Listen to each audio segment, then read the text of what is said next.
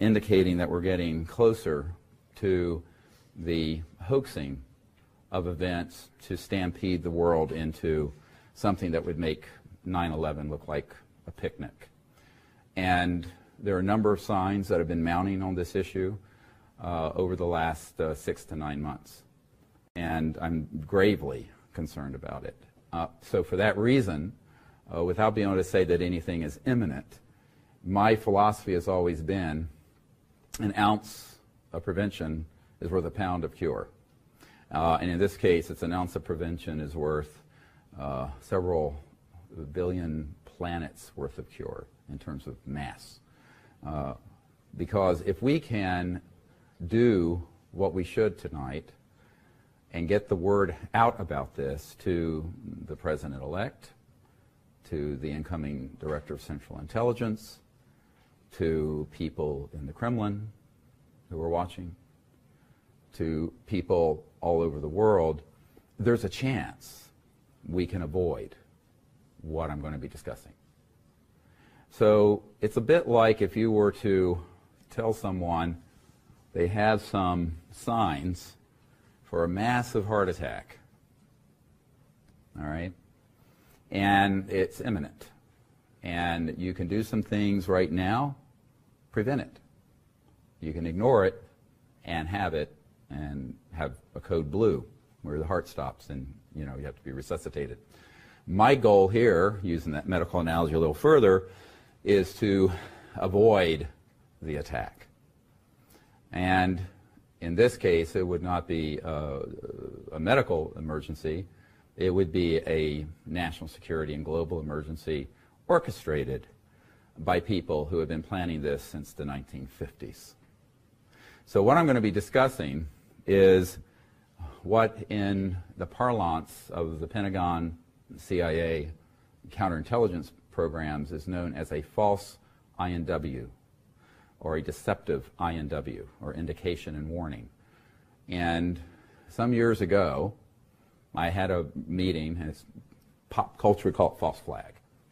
Some years ago, I had a meeting with the head of the Defense Intelligence Agency and General Patrick Hughes, and the focus of that briefing, which was quite extensive, was to give him information so that he would not be deceived in the event of a false or deceptive INW, indication and warning, dealing with the UFO and ET issue.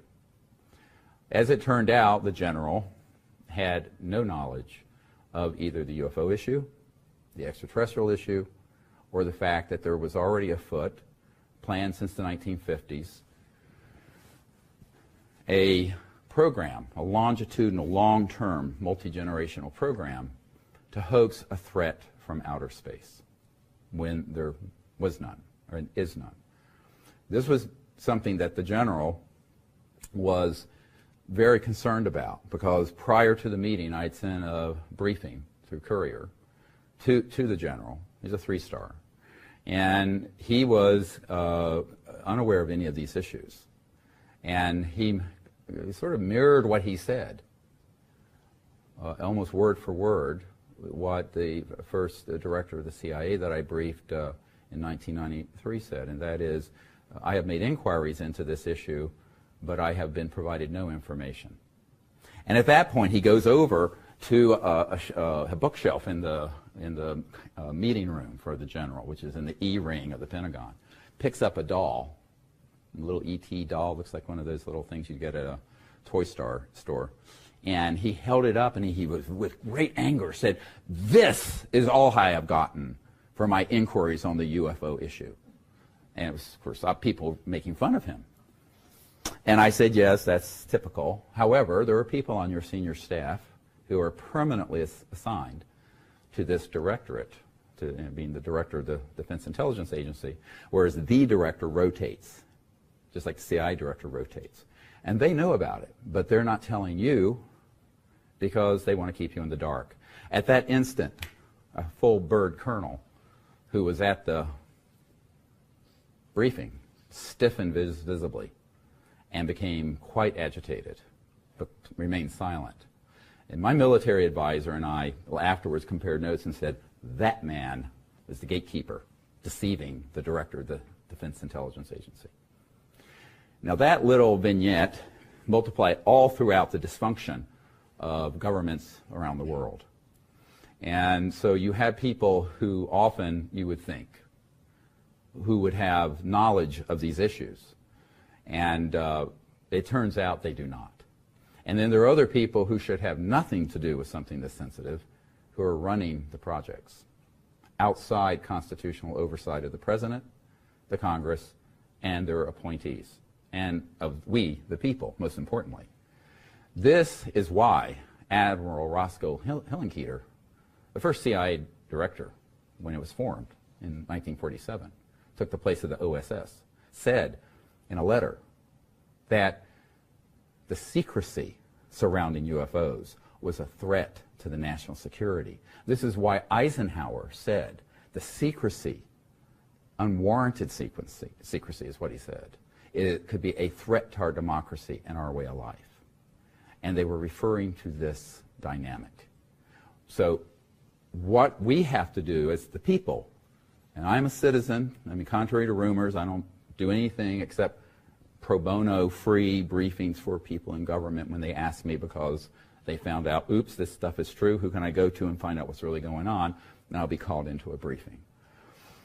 But the problem is, in that vacuum of secrecy, extreme, illegal, unacknowledged special access projects, which is what they're called, at a compartmented level, and I was talking to a gentleman today about this, at least 21 levels, compartments, past the level of the President. 21 levels. That you have a permanent infrastructure that has evolved or spun off from the legitimate government, but that is embedded within the corporate sector, the intelligence community, and the military sector, that has run amok viciously of our liberties and our freedoms, and have therefore been given no oversight or restraints so that they could set up a dynamic where they could hoax an alien attack on planet Earth. Now, this is going to be very complicated, and it's going to be the most complex presentation I've ever done. It's going to be intellectually dense, so we will take a break at the 2-hour point, stretch our legs, come back for some question and answers, because it's going to be heavy stuff. Now, I want to be really clear that when this I'm sharing is, I would not do it if I didn't think it could be avoided. I would just keep my mouth shut and retire. I think we can avert this. I think that we can avoid the heart attack, as it were, using the analogy I used earlier. And that's why I'm standing here before you. Otherwise, I would have given up on this in 1994 when I first learned of all of these issues. So in 1994, by that date, I had learned that there was a sub rosa, deep national security state operation that had completely gotten out of control so badly that when I brought this up to the general who is in charge of the Defense Intelligence Agency, General Patrick Hughes, he said, yes, my father in the 60s knew of such a thing that had happened. We all thought he was a kook. We didn't believe him.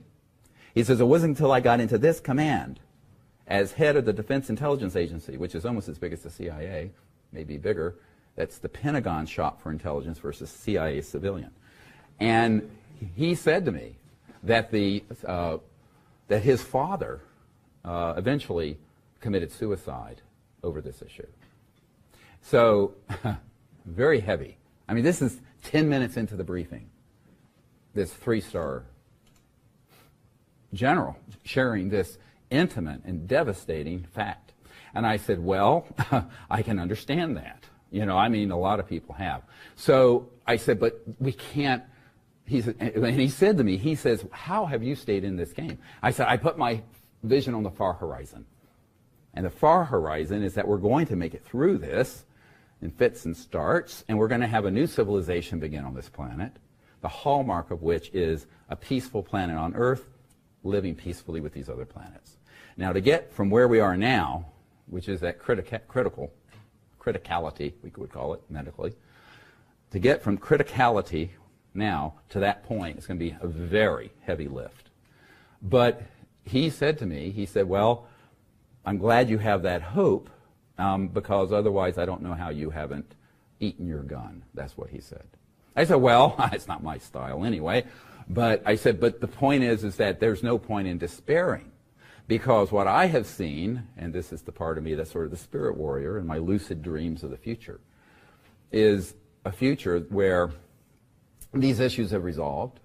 We have a peaceful civilization here. There's free energy running the planet. There's anti-gravity systems, so we move above the surface and don't need surface roads. Poverty is ended.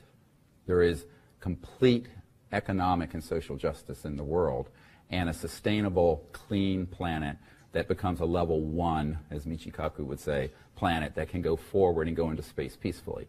That's what I see happening.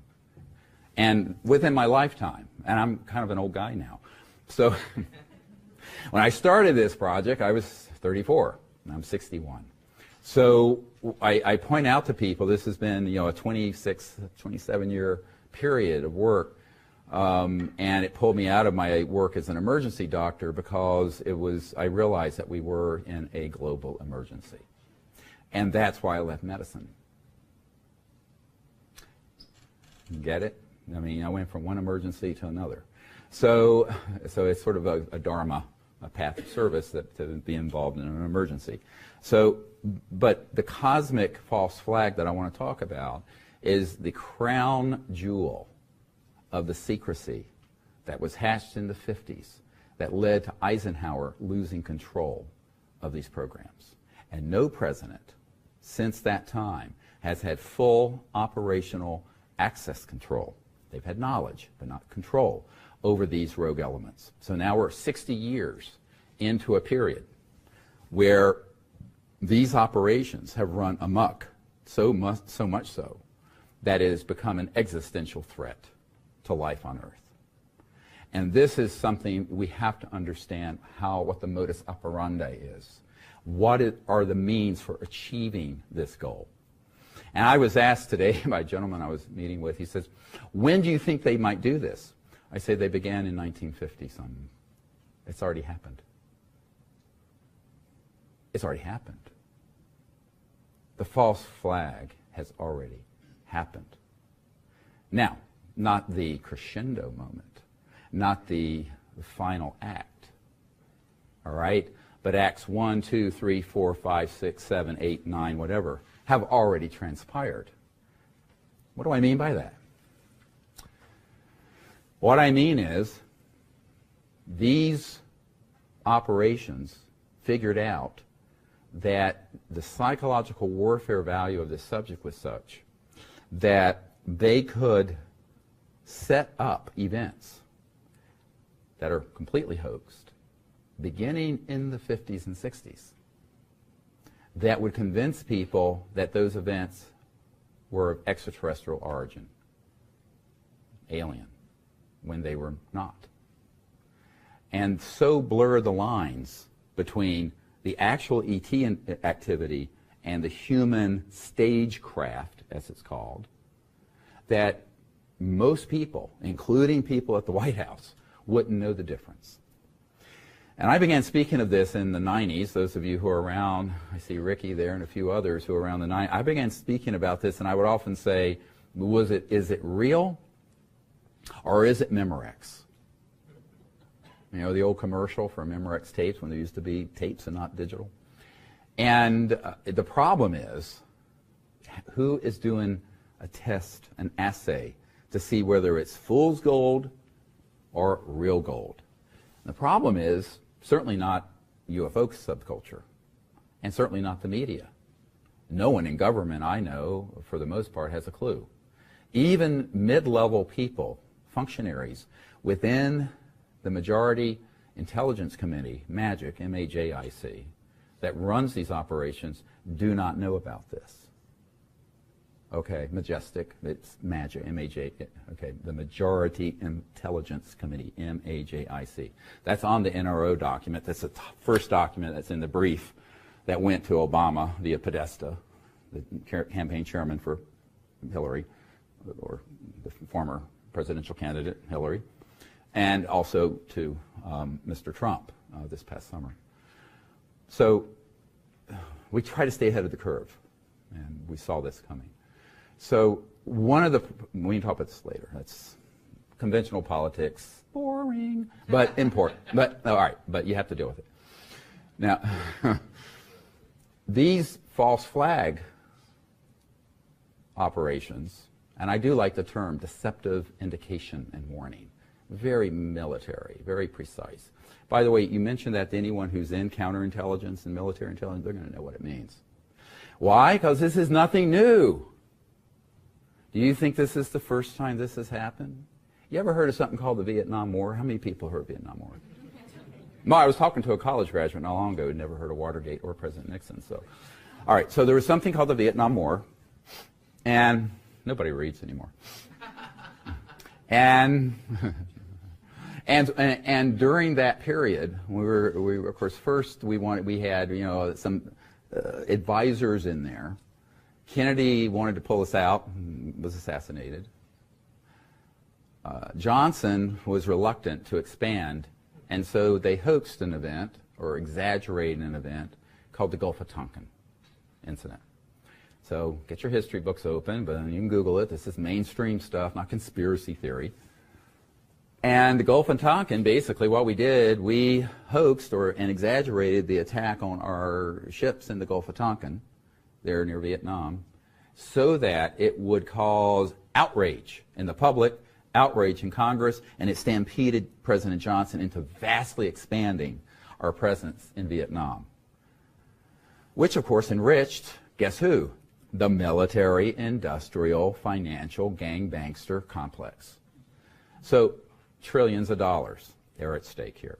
So, and it happened to cost 58,000 American lives and probably several million Southeast Asian lives on a misadventure that was completely based on a hoaxed or an exaggerated event.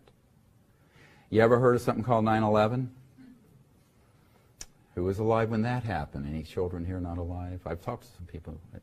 Well, when 9/11 happened, I don't want to go too far into this, except to say I have a gentleman who was the third highest ranking man at the Naval Research Labs, who prior to 9/11, in the Vice President's office, Vice President Cheney's, saw the plans for 9/11 prior to it occurring.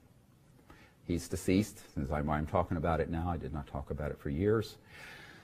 And he was told, I used to stay at my home. He said, look, I was told my wife and my children, my grandchildren would be killed along with me if I ever mentioned this.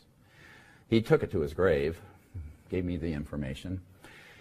God bless him, Rick Foch, who was a very high-ranking scientist, an aerospace figure in the Naval Research Labs, which is the biggest Department of Defense lab.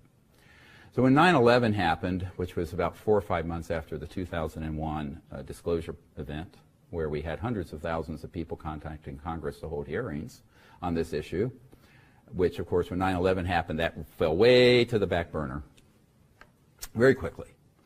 And they then said, well, we got to go get those guys in Afghanistan. Then they did something else, another false flag. They concocted false intelligence, yellow cake, remember the story of yellow cake, uranium, out of Africa. They made up all these stories. And they put poor Colin Powell up before the UN holding a vial of anthrax and other biological and chemical weapons, saying that Saddam Hussein in Iraq had these. He did not. And he was put up there thinking that he was being provided accurate intelligence when he was not. And there are people on the inside who have come forward saying that they knew that that intelligence was wrong or very likely wrong. But based on that, we went into Iraq, where we are still embroiled, blew up that whole area of the world. Now we have ISIS. And this was all planned and known with malice aforethought.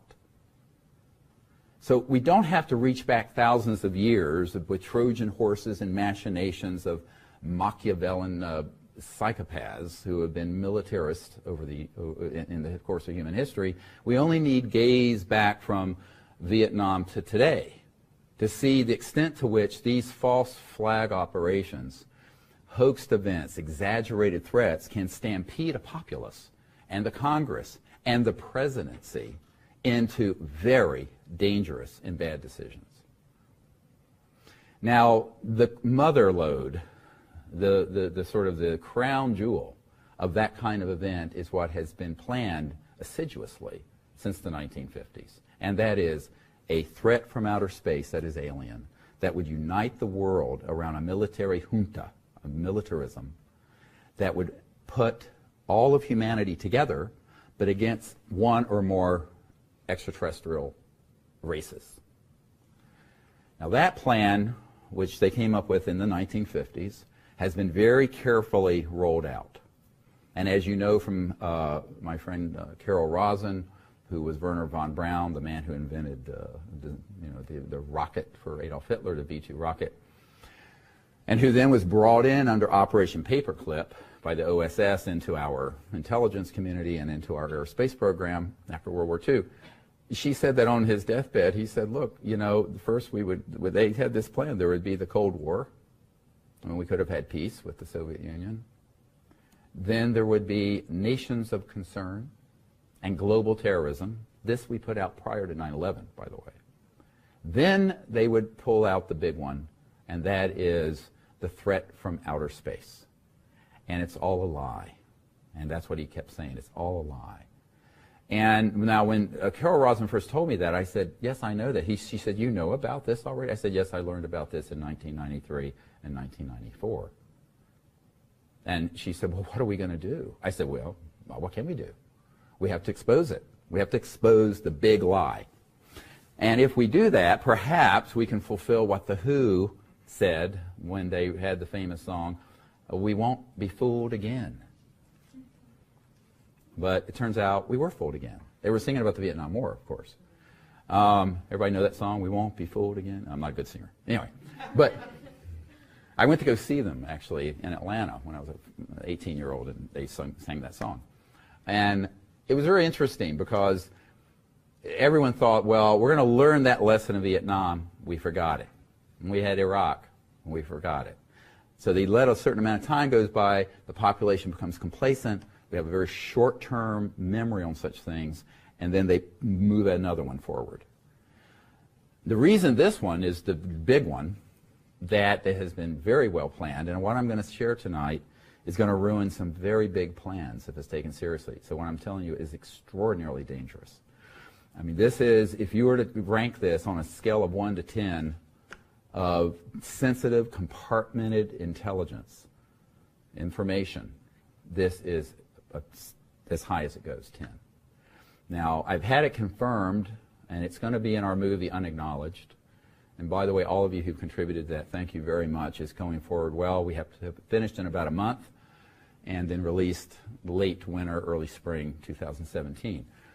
So one of the people that's going to be in this movie is an Air Force Office of Special Investigations counterintelligence officer who confirms the false flag. Name, rank, serial number. Confirms the military's involvement in staging the abductions of humans, making it look alien. Confirms that he carried bags of cash to people in the mainstream media to influence stories and coverage of this issue. And that's not the only data point we have. The key thing to understand here, I'm discussing all of this because I don't know how much time we have. And releasing a full-length feature film takes some time. But this needs to get out now because we have a new president coming in. That's why I'm here. And it's rolling down the track. This plan is on track. Now, when they began to discover, and I want to put this into 3 categories. You have assets that are material, stagecraft. And let's call these advanced aircraft of man-made origin. I'm going to show you some tonight. And it will blow your mind, and it should. But things like this. Man-made, anti-gravity, going all the way back to the late 50s and 60s. Triangular, disc, boomerang, etc. I suspect one of the world's experts on that issue is in the audience today, and I want to acknowledge him, by the way, Michael Schratt, who spent decades studying this and has put together, by far, the most comprehensive dossier and research that I have ever seen on the issue, and that's why he's here in the audience. Thank you, Michael.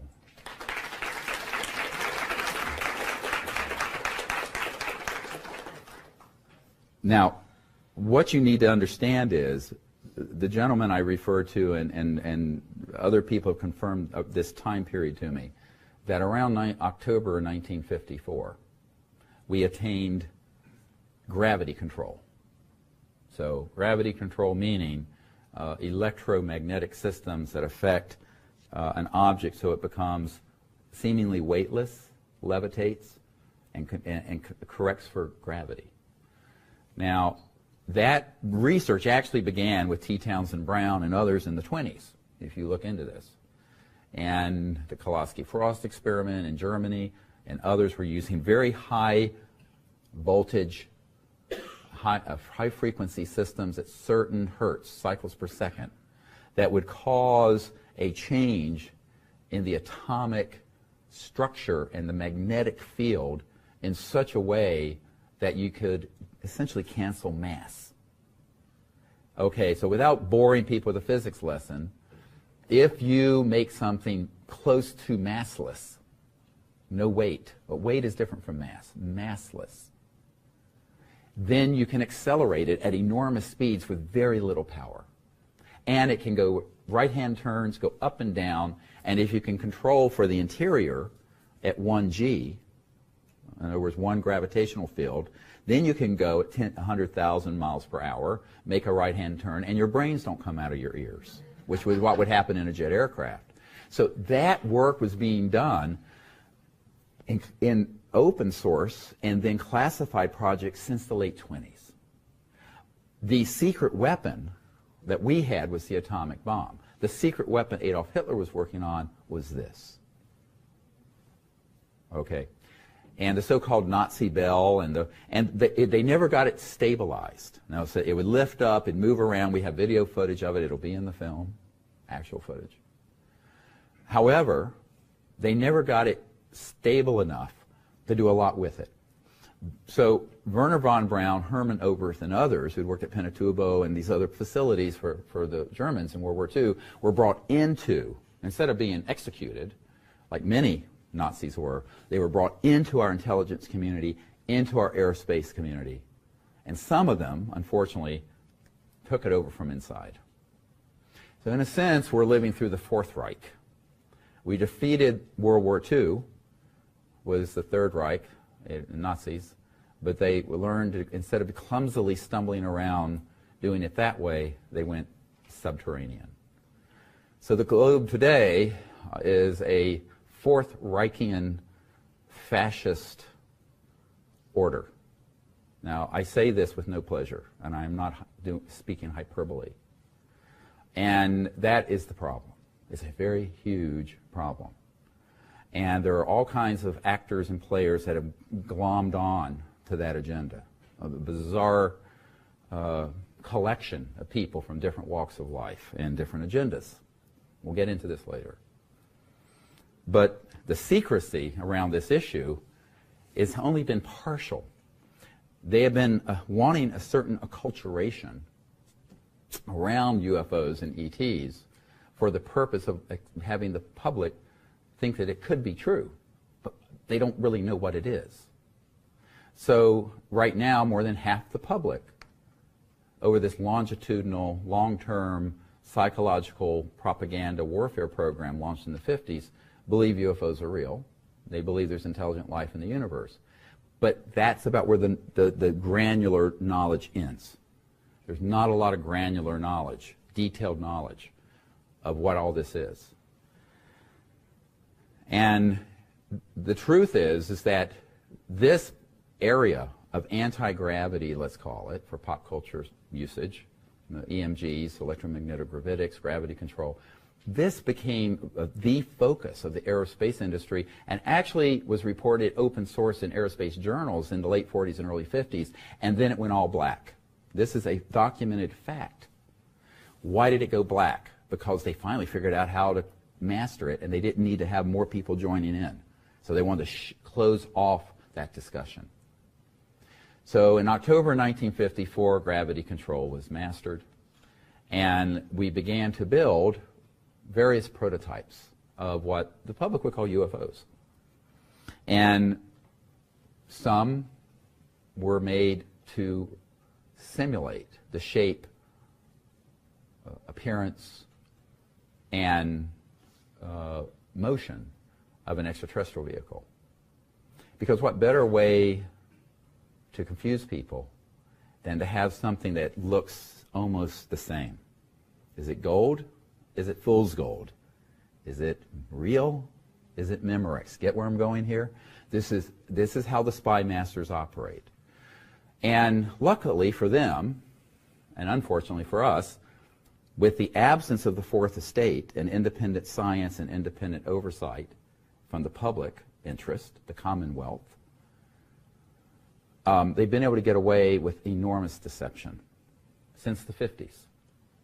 So I call those the assets that are material, physical craft.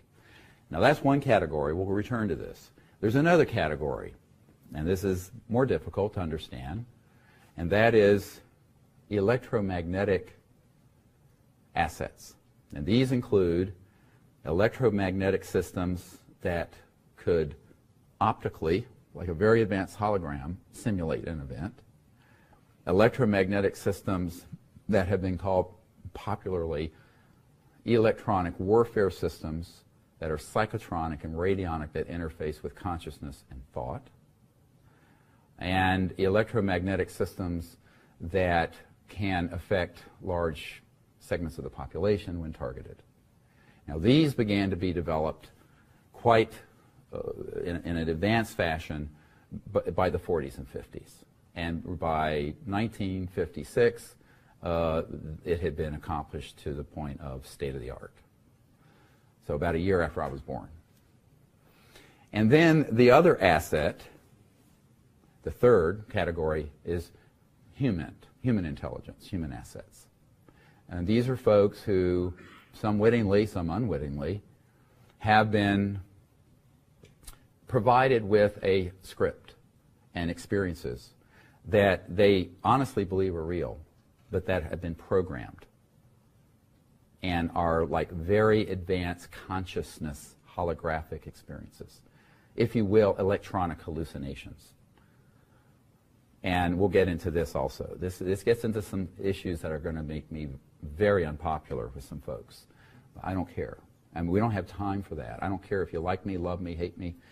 People got to know the truth on this.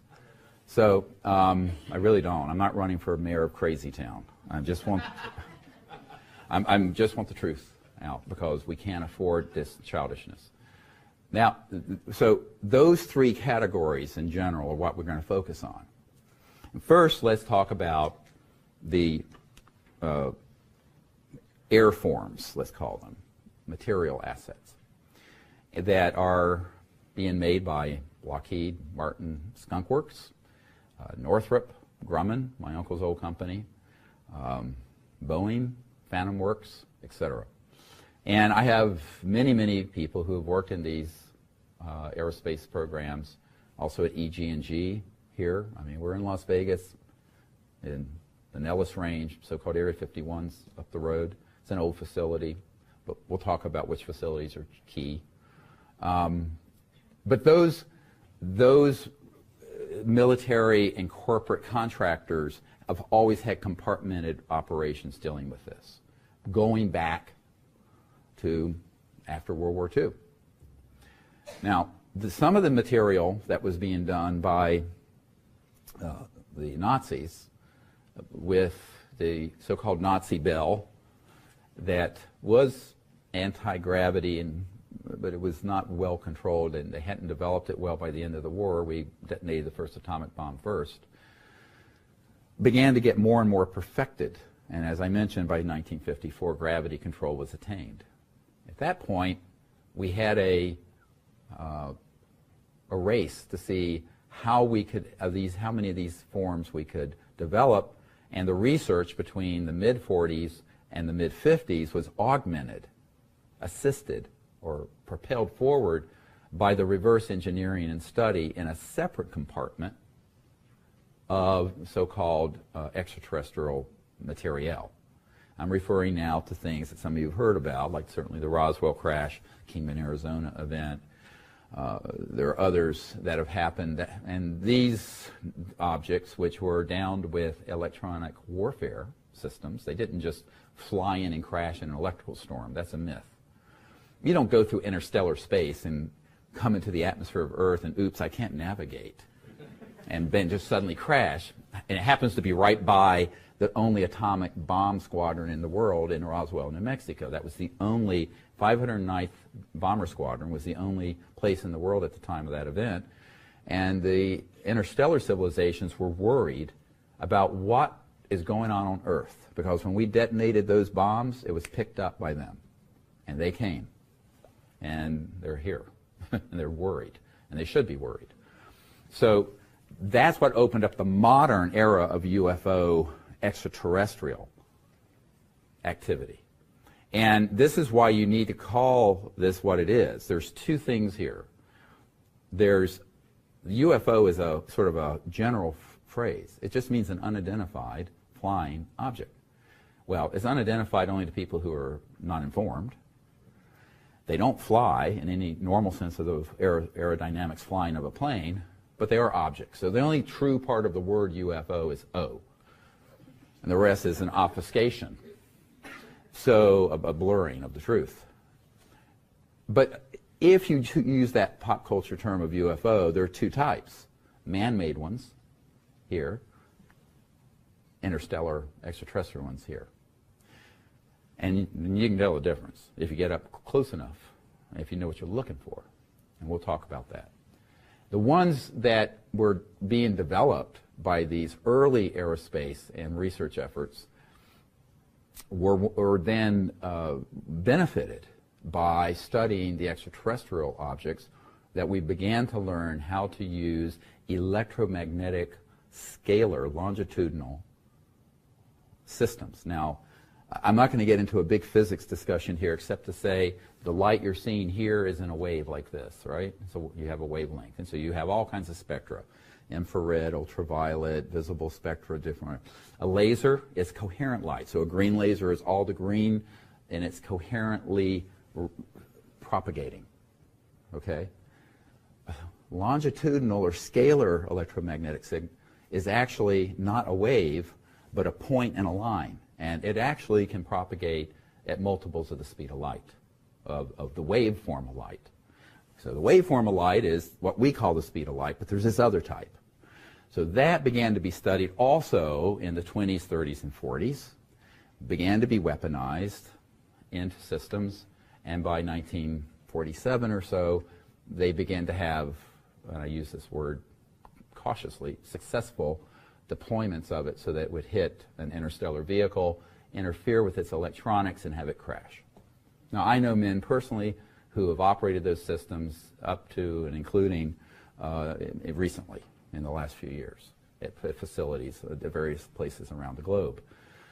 So when you begin to hear that beginning from the 40s until not that long ago, there were multiple crash retrievals of these objects, it wasn't because these interstellar civilizations, who they're running around with IQs of 400 to 600, so I'm like a Down syndrome child, and but they're very advanced.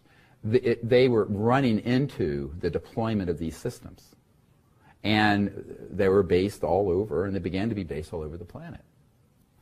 And by the 1960s, they had successfully propagated those around the globe in enough locations covertly that they could track and target an extraterrestrial vehicle, hit it, and have it become disabled. Now, obviously not every ET object that appears has that happen, so it's not like it happens every nanosecond, but it has happened dozens and perhaps hundreds of times. I met with an officer in the Air Force, in the Army, who was at Fort Huachuca out here in Arizona, Army Intelligence Headquarters, who had been in an underground facility in the 70s where there were 9 extraterrestrial vehicles and autopsy bodies that were in storage there. So, and that's just one facility, and that was 40-some years ago. Fort Huachuca. It's near Tombstone, ironically, Arizona. So these facilities began to be developed that are all underground, and they were studying the extraterrestrial material. That operation was very separate from the conventional, let's call it, extraordinary anti-gravity research going on in other operations. There are very few points of contact.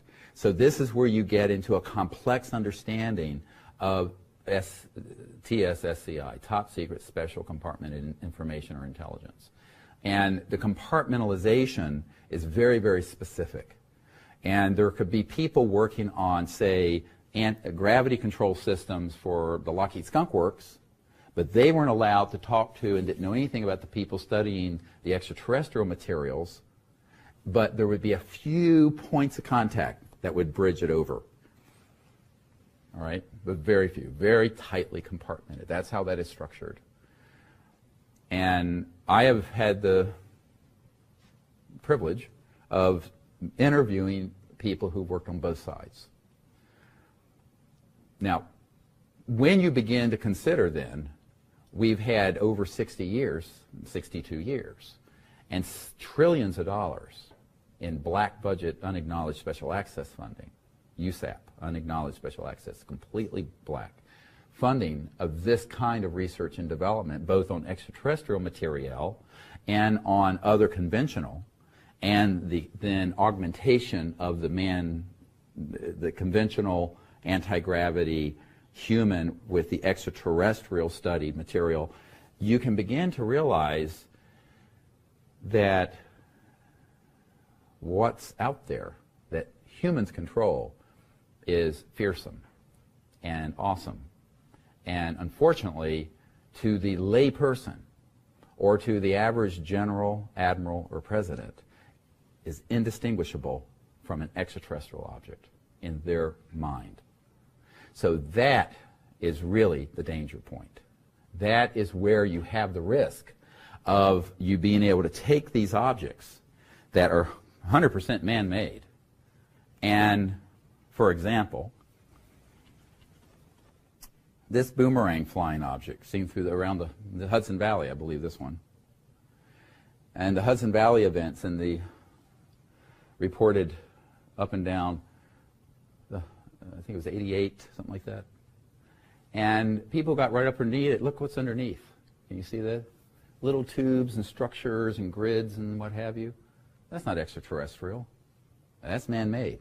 Probably out of the Boeing Phantom Works out of Seattle. And they were just seeing what the public would do. So people were stopped on the freeway reporting it. Tens of thousands of people saw these. Silent. A little bit of a humming sound, like a transformer. 100% man-made. 100% fooled everyone looking at it. Thought it was E.T. This is what I'm saying. False flags already happened. But they've been beta testing the system with these kinds of events.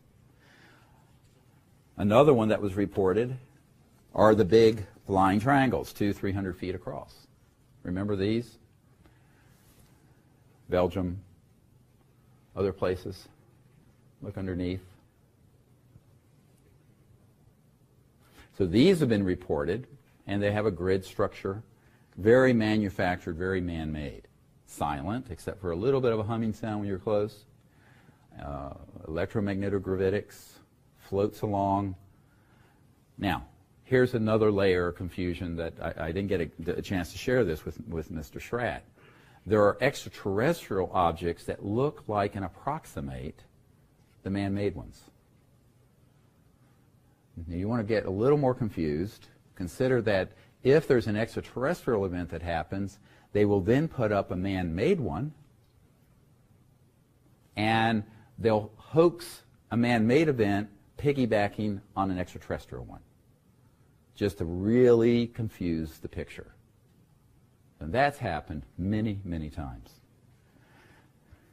And there's a plethora of these that are very strange looking. This is another one. You see the structure? It's reported in a case. Now, Mr. Schratt has collected the best eyewitness documents of these at close range from people, and then done models and drawings and what have you, and they're excellent. And these are all man-made. Now, to anyone who would casually see this, and then objects that were very similar to what was seen in the Phoenix lights, these sort of objects, you know, a fraction of a mile across, also can be, not always are, can be human man-made ones. If I'm confusing you, I apologize. But I think the nuance of this can't be lost anymore. We can't be simplistic and, frankly, stupid. And that's why when you have these wonderful, renditions that he's done. Here's another one I showed earlier. And this one. And this is a wonderful. You can zoom in on this one because someone got up close enough to this to see the structure under this anti-gravity system. Man-made also. So there's an entire history of aerospace research and development that's now 62 years on, using technologies that are having to do with mass cancellation, anti-gravity.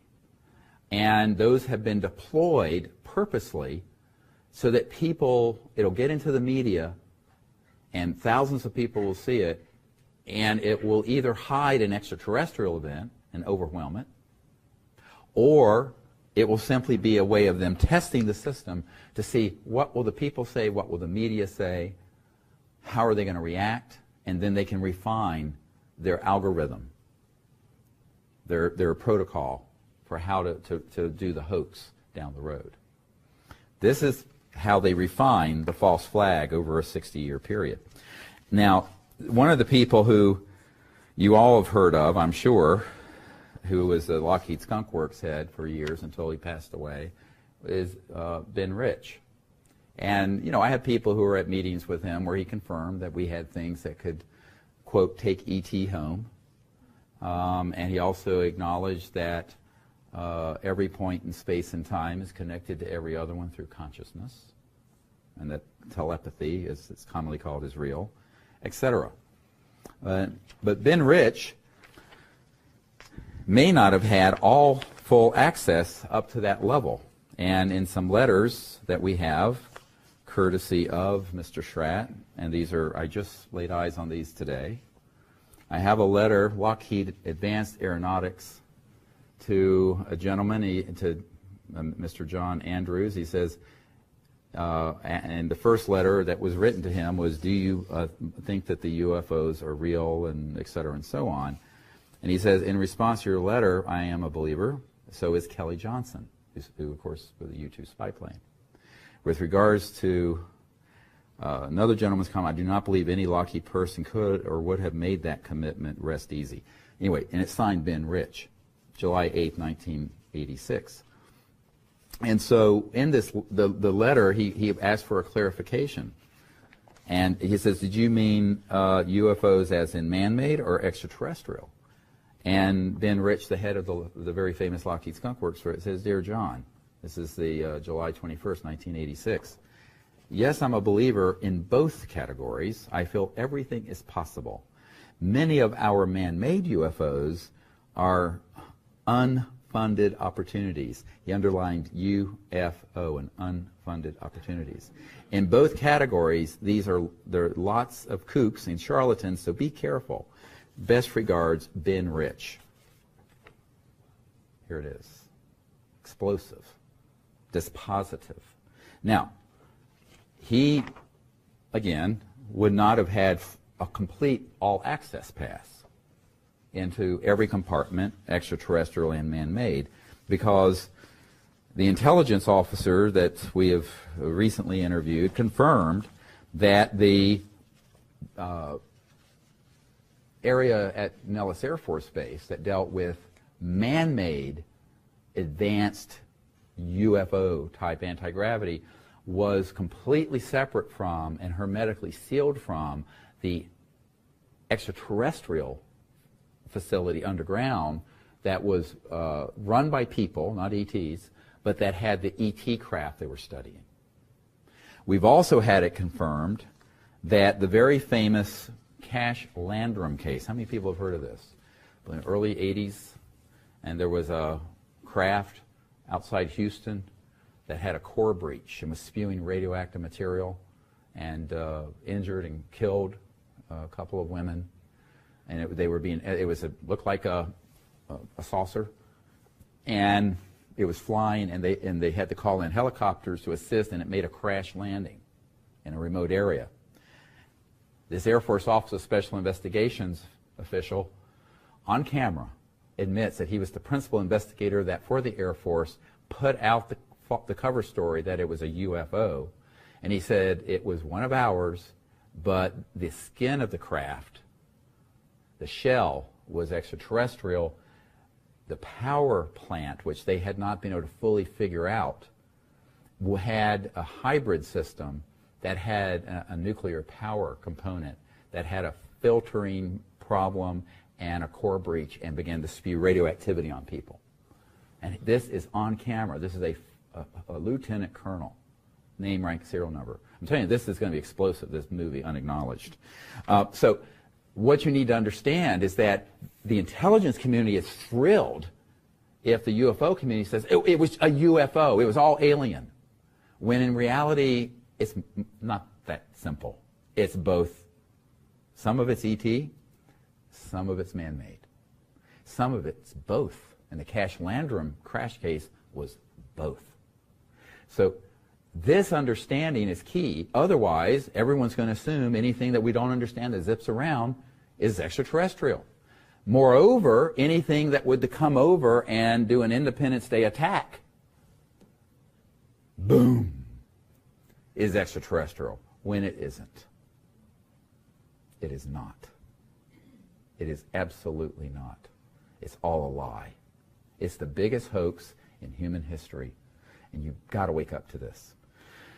So, and I think that one of the problems that we have is, and I remember in 1994, that time period was a devastating time for me.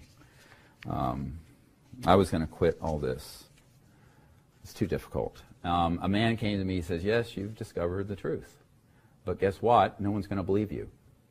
He says the truth is so much more bizarre than the lie that it hides itself.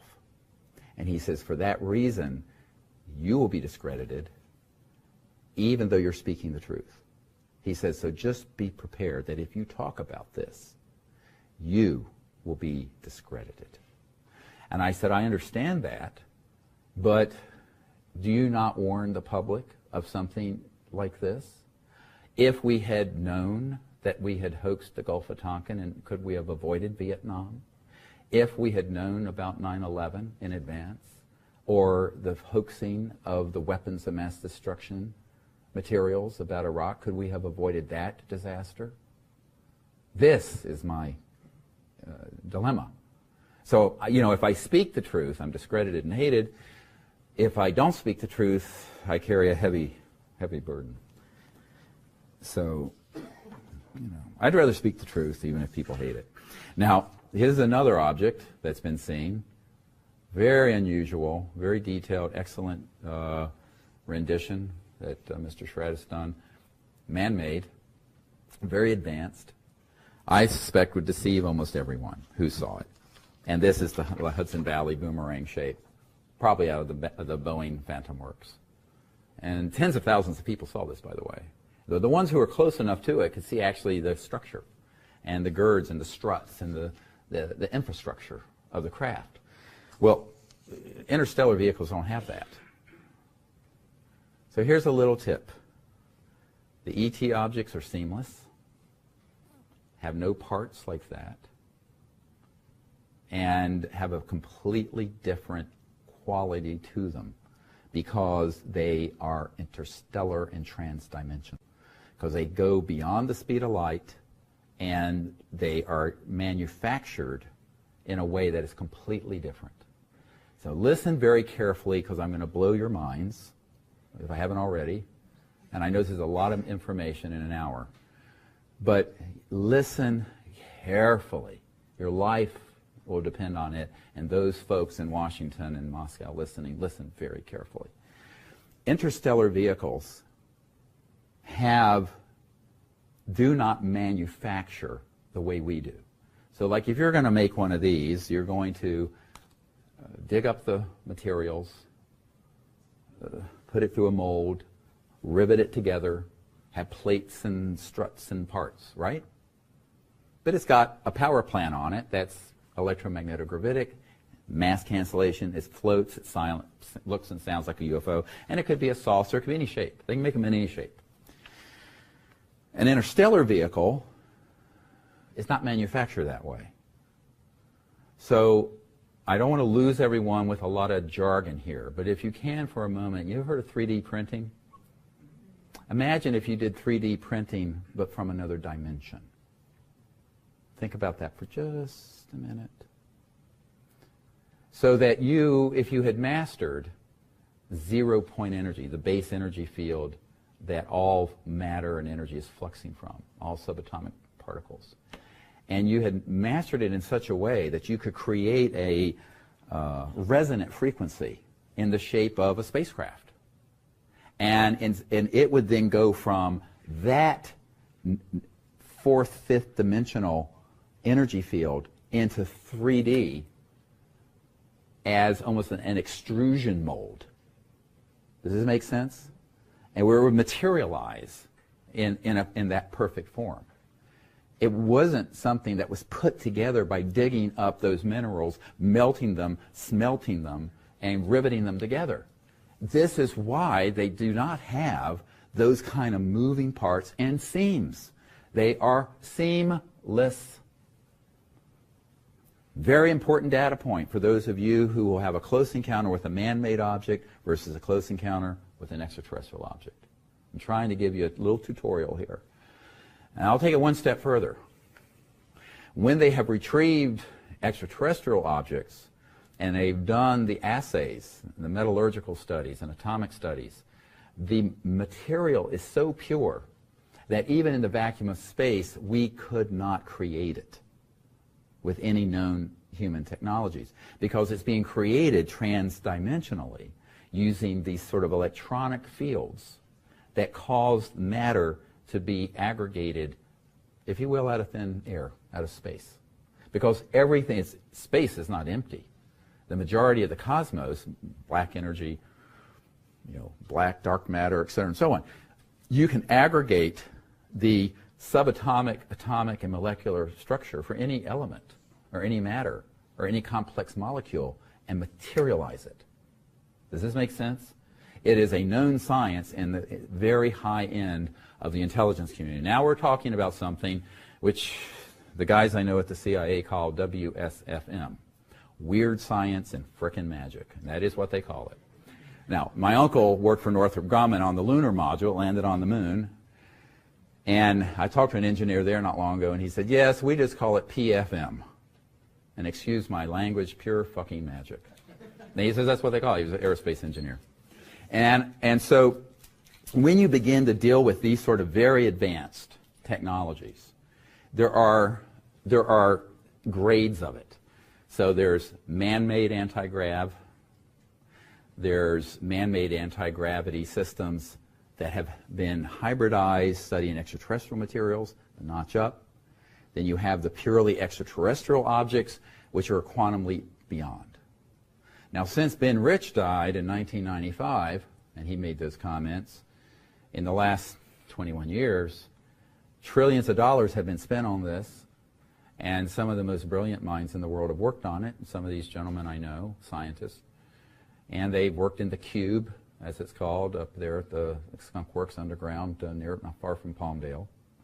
And in the Cube, they've done things that are now transdimensional. So now they have the ability to hoax events that really, even more so, look extraterrestrial, but are man-made. Very dangerous business. Now, this is why the President-elect and the Congress and the National Military Command Center and the Director of the CIA and the Secretary of Defense and the generals on the Joint Chiefs of Staff, most of whom will never be read into what I'm sharing, need to know this. They have a need to know. And so do you, the public, so you're not fooled. Don't be fooled again. And Mr. Putin needs to know this, because there is a group that has malice aforethought and has planned to launch these assets in a way that would look like 100% like an attack on our planet or on human assets, calling it alien when it's being run by people. I call it the Wizard of Oz. So you have these guys, you know, it's like the Wizard of Oz, remember at the end, they pull the curtain back and there's this old crudmudgeon pulling all the levers, scaring the hell out of Dorothy. And this is I call it the Wizard of Oz effect. But it's very sophisticated, and we should not underestimate their capacity. Back some years ago, I hosted in Washington, prior to the National Press Club event in 2001, a private briefing for Congress that was at the Westin Hotel in Georgetown. And there were a number of people there and chairmen of committees. And Edgar Mitchell was there as my guest. He's passed on now. And one of the gentlemen who was there was a man who had been on an interagency committee in 1974. Now, this is 42 years ago. And the testimony he was going to provide to those members of Congress and other people, there was a science advisor for Vice President Al Gore there, all kinds of folks, was that we had this capability I'm telling you about today in November of 2016, and that all they would have to do is push a button, boom, and the entire event would roll out. And he said everyone on planet Earth would be fooled. Now, if I had heard that only from one person, I would have discounted it as madness. I've heard it from one person after another, after another, after another, after another, on a granular level. And now we have an Air Force Office of Special Investigations counterintelligence officer confirming the false flag operations. But he would not discuss, he says, that's still very secret. That's very secret. I can't talk about that. We have it on camera jumping out of his skin because I asked the question in a way that he understood. Do you know about the deceptive INWs and the false INWs? No one else running the cameras knew what that term meant. He did.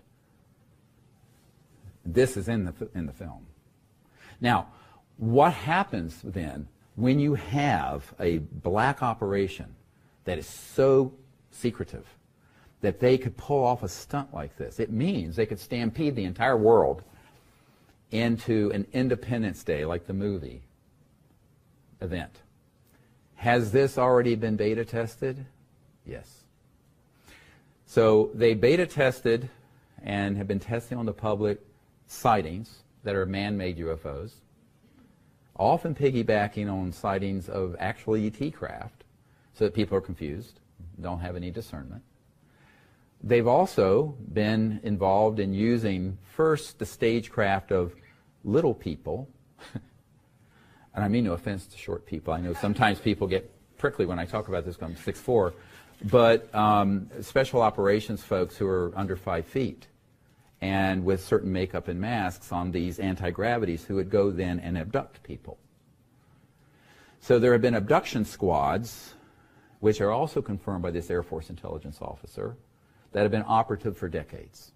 And when it has suited the intelligence community, they have engaged in human abductions that 100% fool those poor victims who really think they were abducted by an ET. And they weren't, but it sure looks like it. Now there are two modalities used here. The aircraft itself, which is an anti-grav. The stagecraft initially were special operations personnel who now they have robotic ones that look actually like certain species of ETs, the extraterrestrial biological entities, in the EBINs. But they're man-made. I know several people who worked on making these creatures, and they've been called programmed life forms. But they have integrated circuits in their neural complex. They're 100% man-made. But they would absolutely fool 99.999999 to out to 100 decimal points. Anyone in the public that it was extraterrestrial. Those are fully operational, have been for decades. The early ones were these more clumsy attempts. It's also done in association with electromagnetic weapon systems that alter awareness, can make you black out, and also certain chemicals, drugs, canisters that will be thrown, and the person will then pass out, have no memory of what happened, and then awaken with this other event happen, having been abducted by an extraterrestrial. A lot of people have said, oh, Dr. Greer says no one's ever been abducted. I said, yeah, they have. And they attempted to abduct me out of my hotel room at the St. Moritz Hotel in July of 1994 when I met with Prince Hans Adam von Liechtenstein. So I'm one of those victims. I know what they're capable of. The difference with me is that I knew what it was. Now this gets more complex. And we haven't scratched the surface. And I don't know how disturbed you are yet, but it's going to get worse. Take a deep breath. So in 1989, there was a guy named Mikhail Gorbachev, who was head of the Soviet Union. And then during that period of the Bush era, President Bush, George H.W. Bush, not W, but George H.W., elder, who had been CIA director. And he was a mid-level person on this MAGIC committee, Majority Intelligence Committee, or Majestic. And he and Gorbachev and Paris de Cuellar, who is the Secretary General of the United Nations, and others were planning to disclose that we weren't alone in an event, a disclosure event. In November of 1989, Paris de Cuellar was abducted out of his motorcade at about 3 a.m. in New York City by aliens. Now, I put in parentheses aliens, meaning human assets. And he was taken and on board this human-controlled abduction event and told that if he were to continue with that plan, that the aliens would abduct everyone involved, including the President of the United States. And Prince Hans Adam von Liechtenstein told me this personally because he was personal friends with Paris de Cuellar, the UN Secretary General. And the Crown Prince of Liechtenstein said to me, this is why I don't believe you'll be successful at disclosing the extraterrestrial presence. And I just smiled and I said, well, I believe you have it backwards. And he did not know, this was in July of 1994, of the ability of the intelligence community to set up a hoax of someone like a world figure, political figure like the head of the United Nations.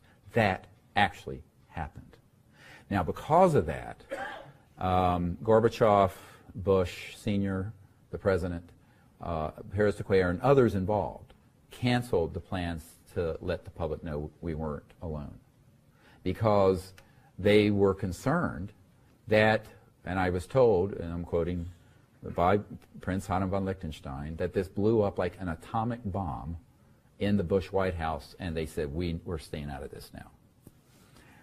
And ever since then, no one in that office has wanted to deal with this because they don't know what's ET and now what's human. And the stagecraft and the ability to interfere with plans by people who are congressmen or UN secretary generals or presidents is so great that none of them want to risk that happening to them.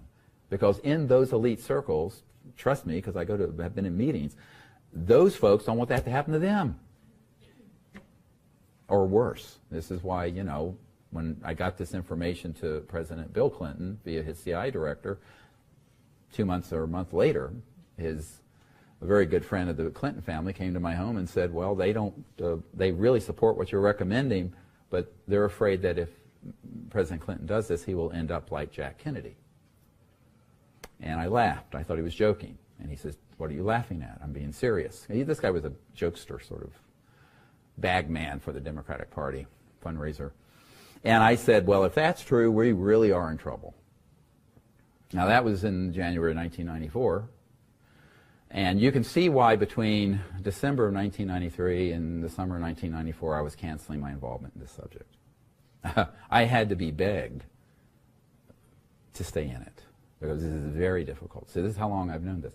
So I think that my problem, personally, and I'm saying it as a man, one fallible human, is who do I share this with, and when, and what detail? I am only scratching the surface. And because of what has been happening with the WikiLeaks, with John Podesta's emails about UFOs, the New York Times reporting on Hillary's interest in it, which this was a red line subject, the mainstream media starting to report it, they are being unleashed. To me, there are signs out there that this false flag hoaxing of an attack on the planet is closer than it's been in 22 years that I've been involved.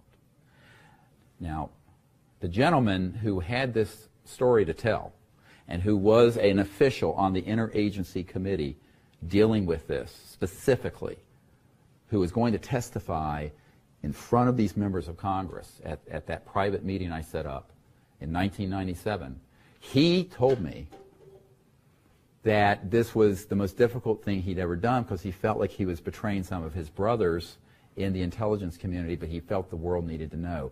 That night, he was sequestered out of the Westin Hotel by people who he had worked with back in the 70s and taken to an undisclosed location out in Virginia, and he never returned, and we've never heard from him since. He left a note under my assistant's door, Sherry Adamak, saying that I have to leave. The people who I've worked with are begging me not to go forward with this testimony, and they are begging for time for them to get this under control and stand it down. Unfortunately, I do not think he succeeded. I think these rogue elements have prevailed since 1997. It's almost 20 years later. And for that reason, we are in mortal danger of being deceived by this. Now, am I saying that all people who have had contact with ETs have been abducted by humans? No. I'm saying, though, that if you have trillions of dollars and the kind of technologies I've been referring to, and you have the intent to masquerade and simulate an alien contact abduction event, you can do it. So that is one of the chief issues that we have to begin to think about. What part of what we hear about in the UFO and internet and movies and books is ET, interstellar? What part is counterintelligence and propaganda and conditioning events by the intelligence community and by the deep, deep, deep, darkest parts of this rogue community that have betrayed the United States and every other country on earth? Well, I'm telling you that their stagecraft, as they call it, is so good that there are very few people who would not be deceived by it.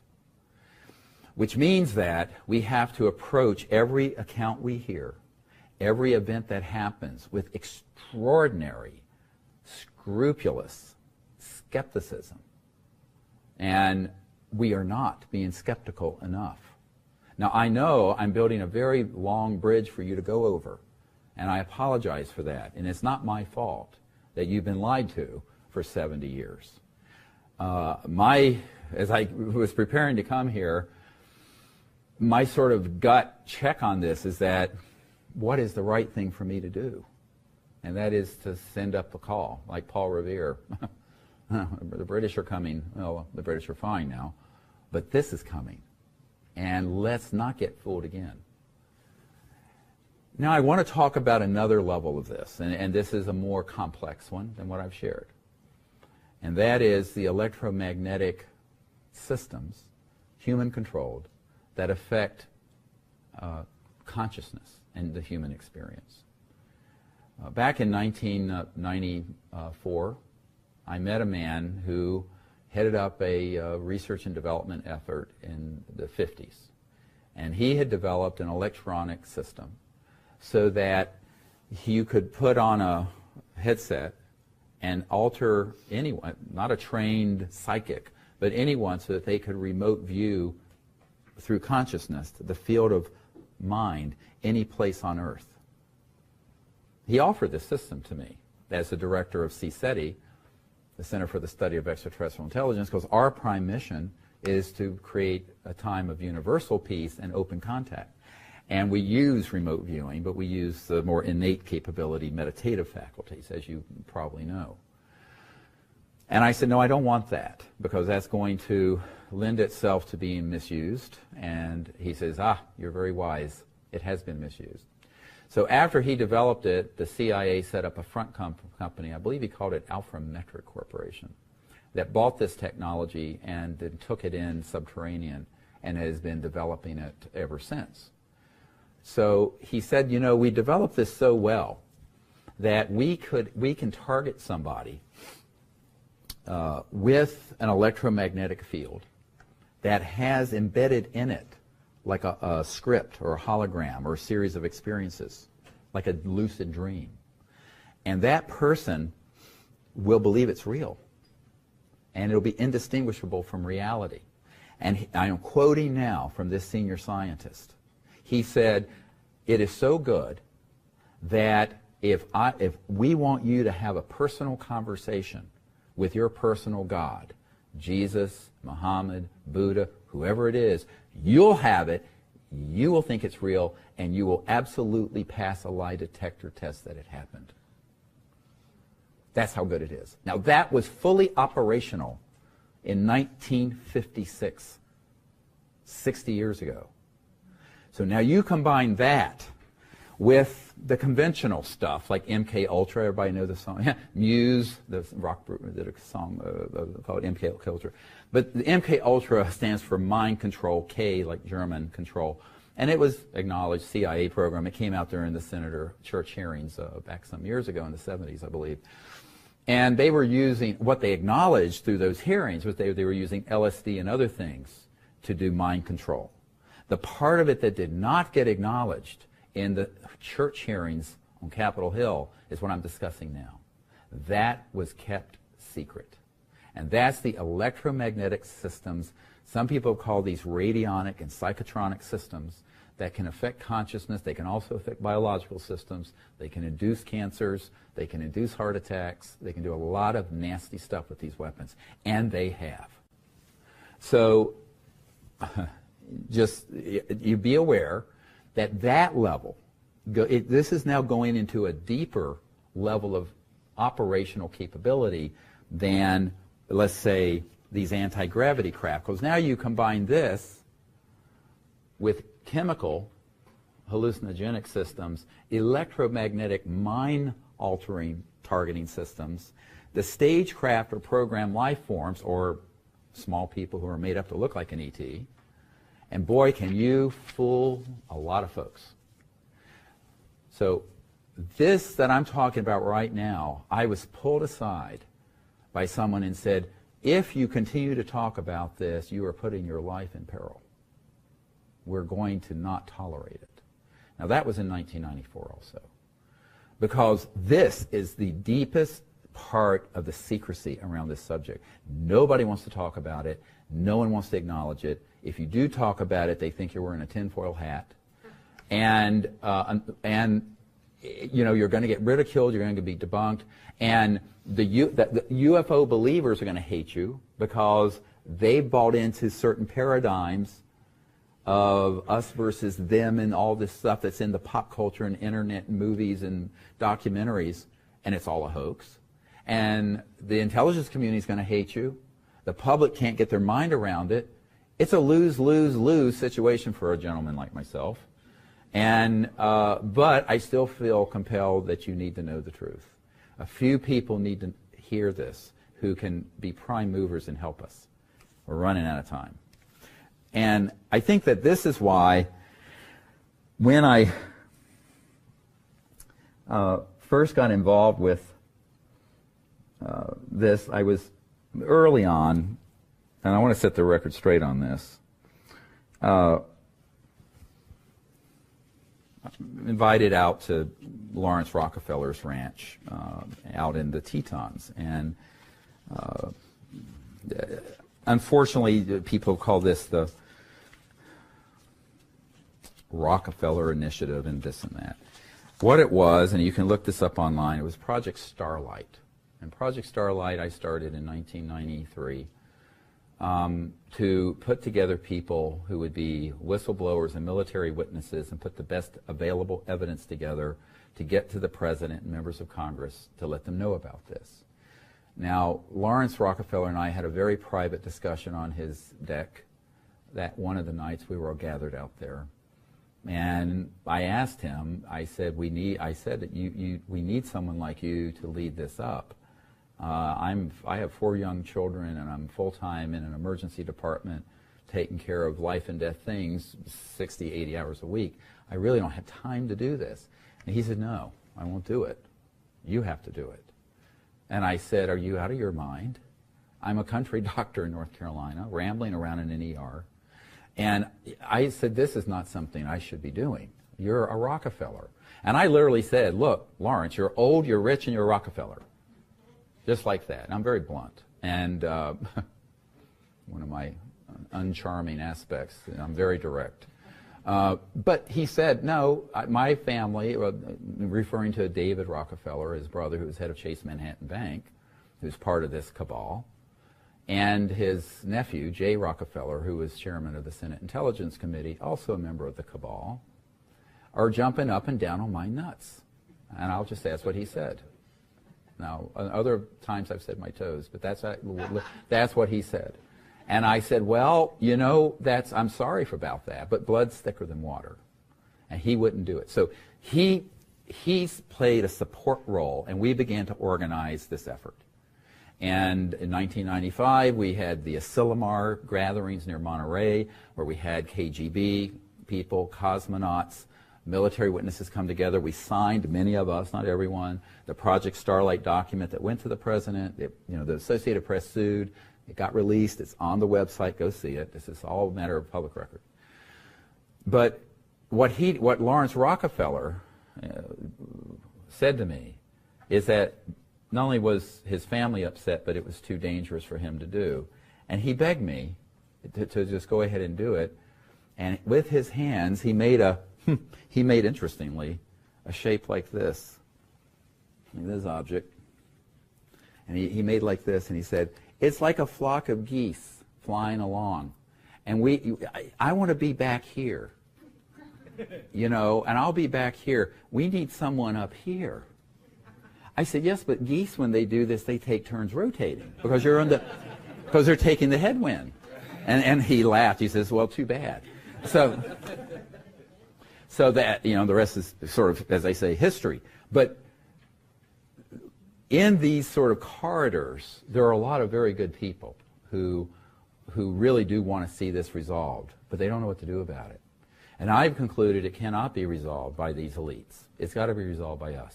We've got to get educated about this. We need more whistleblowers to step forward confirming this information, like this Air Force intelligence officer who did an astonishing 3.5-hour interview. Now, only a few minutes of it can be in this 2-hour documentary that's coming out. So I'm going to, after that comes out, we're going to put the entire interview out for people to see. The entirety of it. It'll be stunning, shocking.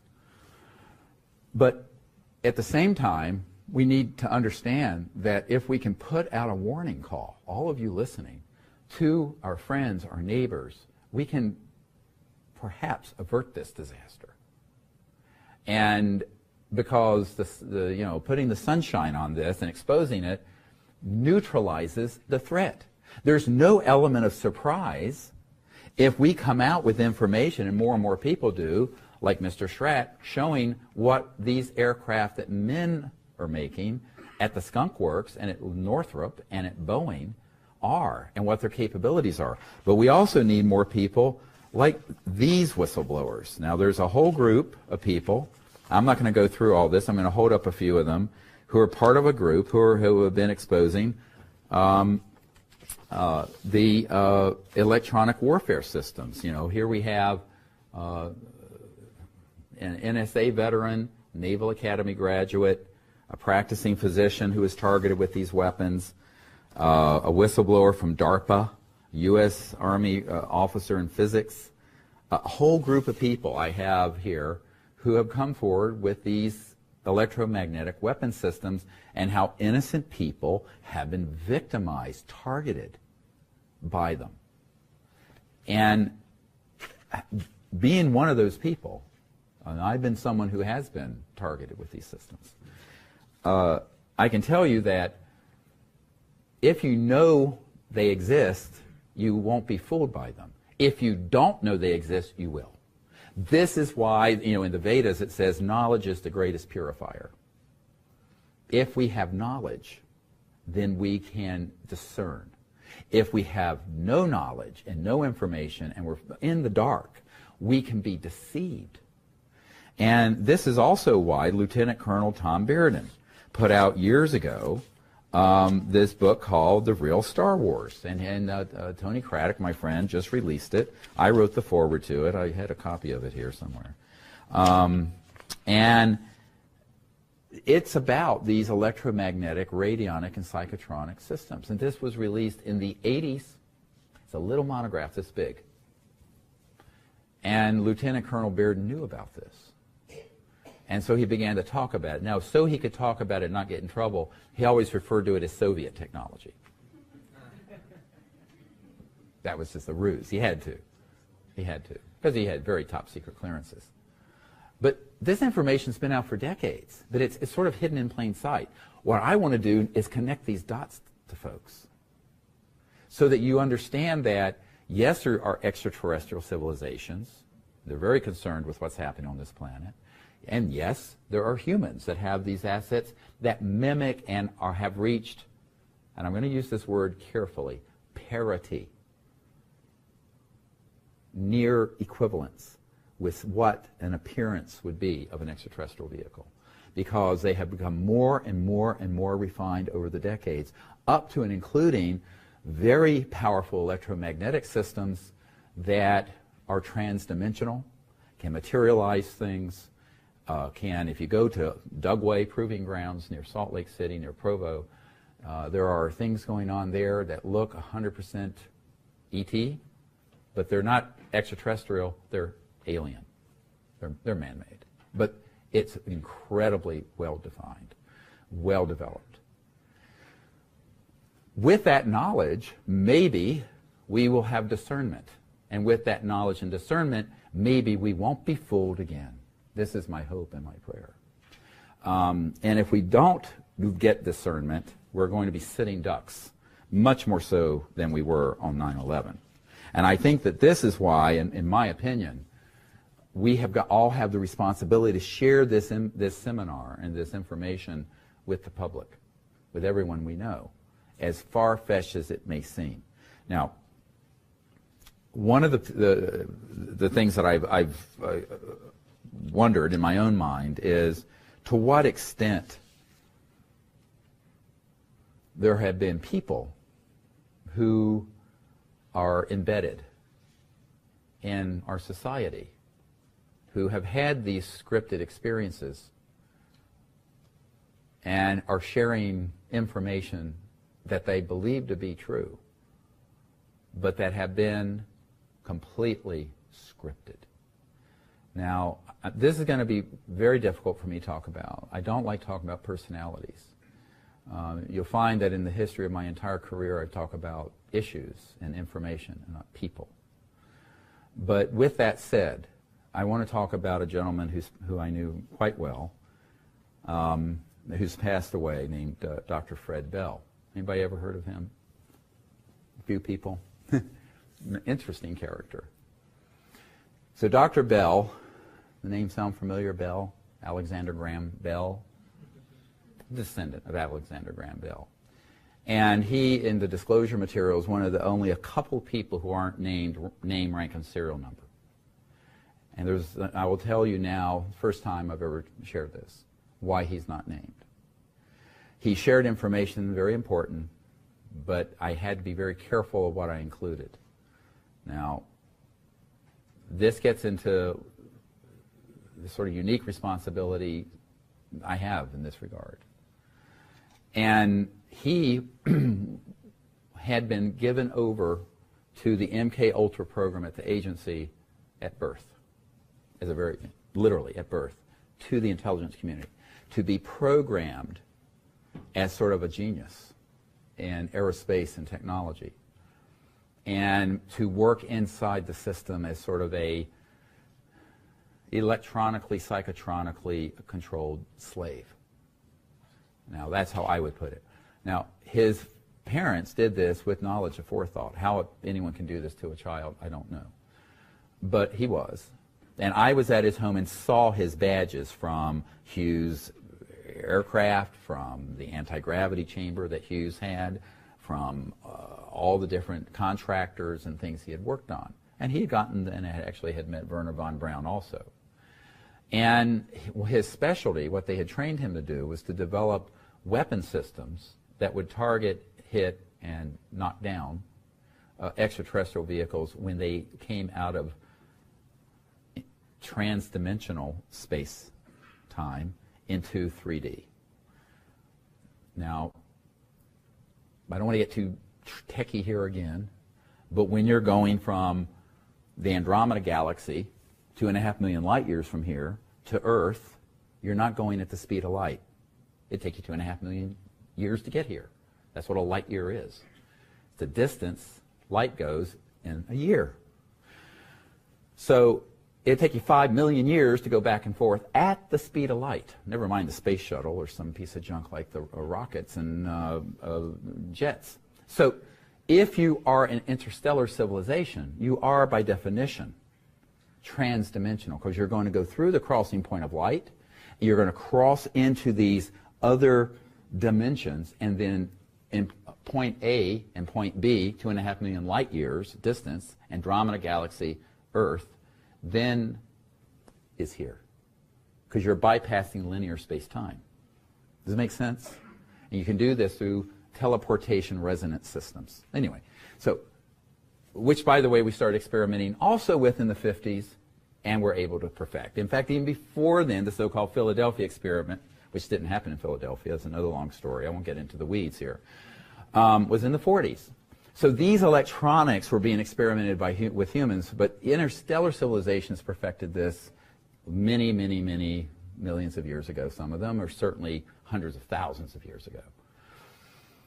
Now what that means is that as they then come into near Earth or materialize in our solar system, at that point they're trackable in the Deep Space Network, out of NORAD and other facilities, and Alpha satellites. As they approach Earth, then they can be targeted with these electronic scalar systems and hit. And that's what's been going on for over 70 years. This is an existential threat to Earth. Now, I have personal, detailed knowledge, and so did Dr. Bell. He admitted he was involved not only in developing the technologies, but present when they were being used, actuated, and would go out and witness them. Boom, one would hit an ET craft, drop straight into the Pacific Ocean. 1965. 51 years ago. So the fact that this has been going on for 70 years or more since Roswell, and there has not been a serious pushback, an overt pushback by these interstellar civilizations, is remarkable. I doubt we would have behaved similarly. And this is why I say to people, I think you should be much less concerned about the extraterrestrial civilizations than the human. And if you want to know where the problem is, go find a mirror and look in it right now. But Dr. Bell, when he was discussing this, also would then tell me about these electronic systems that he was put through in MK Ultra, where he had experiences that were transdimensional in consciousness, he thought were real, with beings and civilizations that were horrific, horrible. And that's how they taught him to hate the aliens. So whenever he would, that's how they got him to be enthusiastic about the science, because he had these experiences with these aliens. It was all a scripted psychotronic hologram. And he would then say, like Will Smith in Independent, "Let's go kick alien butt!" And he'd go out there, and when they would hit one of these ET craft and it would fall down, he would just jump up and down with joy. We killed another one of the bastards. And I'd sit in his home as he related these things and went, whoa, boy, this is very dangerous stuff. You're dealing with civilizations that have been visiting us on Earth for, dare I say, millions of years. Ancient aliens, anyone? But yes, I mean, we've never been alone. And suddenly we're doing atomic weapons and the nuclear weapons and these scalar weapons and all this other stuff. And they have not pushed back yet. What does that say? It's almost a Gandhi-esque restraint. You know, when Gandhi was shot by the guy who assassinated him, he turned and blessed them and fell.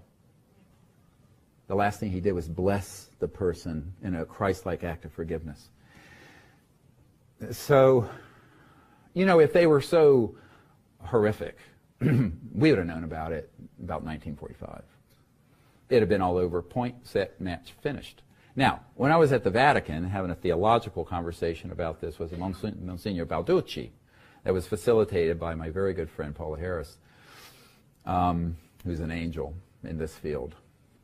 And Monsignor Balducci was a senior theologian, actually a demonologist for the Pope, Pope John Paul. And we were talking about this. He says, oh, it's so ridiculous. He says, we all know, of course, if they were a threat, it'd all be over. And he said, and I love it, with classic Italian flourish, very tall patrician figure, I think taller than I am. And he said, lower than humanity, there cannot exist in the universe. It was hilarious. I was in his apartment overlooking the Vatican. And it was a very interesting perspective from this senior theologian. Now, he did say that, however, there's an attempt to confuse people with things from other dimensions that are like demons or even angels with ETs. But he says, you know what? Angels, and by inference, demons, don't need flying saucers. But people, because of the strangeness of how an interstellar civilization going through dimensions can appear, people will conflate them or confuse them with either a demon or an angel. Guess what? The intelligence community loves that you're confused. And they put things out to further confuse you. To wit, mutilations. Okay, there's a man, Denver, very eminent medical doctor, fellow physician, hematologist, oncologist named Dr. John Altshuler. His uncle was the great General Jimmy Doolittle of World War II, who was sent over to the European theater during World War II by FDR to look into Foo Fighters. Yes, it's a rock group. Hello, Dave Grohl. But it was originally the object seen in World War II that the Nazis thought was a secret U.S. Allied weapon. We thought was a secret Nazi weapon. General Doolittle went over there, investigated it, and they were these trans-dimensional objects, spheres, balls of energy that would go around our aircraft, go down the center aisle of the planes, right between the men, out the other side, and this and that. And he came back and reported to FDR, and this is during World War II, that, and I'm quoting, he said, "Sir, those are interplanetary vehicles." So that's how far back this goes, and how far back it's been studied very seriously. And so Dr. John Altshuler had a knowledge of this, deep knowledge of this, from his uncle, who was this general. He then lived in Colorado where Snippy the horse, y'all remember Snippy the horse? The first so-called cattle mutilation was a cattle that was a horse. And he was called out because he was a pathologist, hematologist, and he was interested in this. So he went out, began to study this in great detail, concluded they were all being done by counterintelligence operations using extraordinary technologies that are all human, staging it to look alien for its fear factor and its psychological warfare value. When did he conclude that? Oh, long before An Alien Harvest was written by Linda Moulton Howe. And this is known in UFO circles. Now the question becomes, and this is a very big problem, what would compel someone to continue to report out to the public things that are extraterrestrial when it was established by the only true medical doctor and scientist in the field decades ago that it was a hoaxed, staged, false flag, supportive, in other words, an event supporting the false flag directive from the 50s. I told you this would be very bad news for all of you and your belief systems. I do not apologize in a way because I think it's unfortunate. What's unfortunate is that the great heroes like Dr. Altshuler, who's passed away, who had knowledge and spoke of this, and a couple people in this room I think probably knew him, were run amok of and trampled underfoot. And the sensationalism of fear and the sensationalism of the evil aliens are here to eat us for lunch, and now are they eating us for lunch and abducting us or mutilating us on top of it. Well, guess what? It's all a lie, a hoax. Now, there are certainly people who have had horrific experiences and terrible things done to them. And I've had some things myself like this. But, and they are excused for not knowing whether it's extraterrestrial or man-made, because who would know this? But at the same time, there are people who should know this or have known it who have covered it up.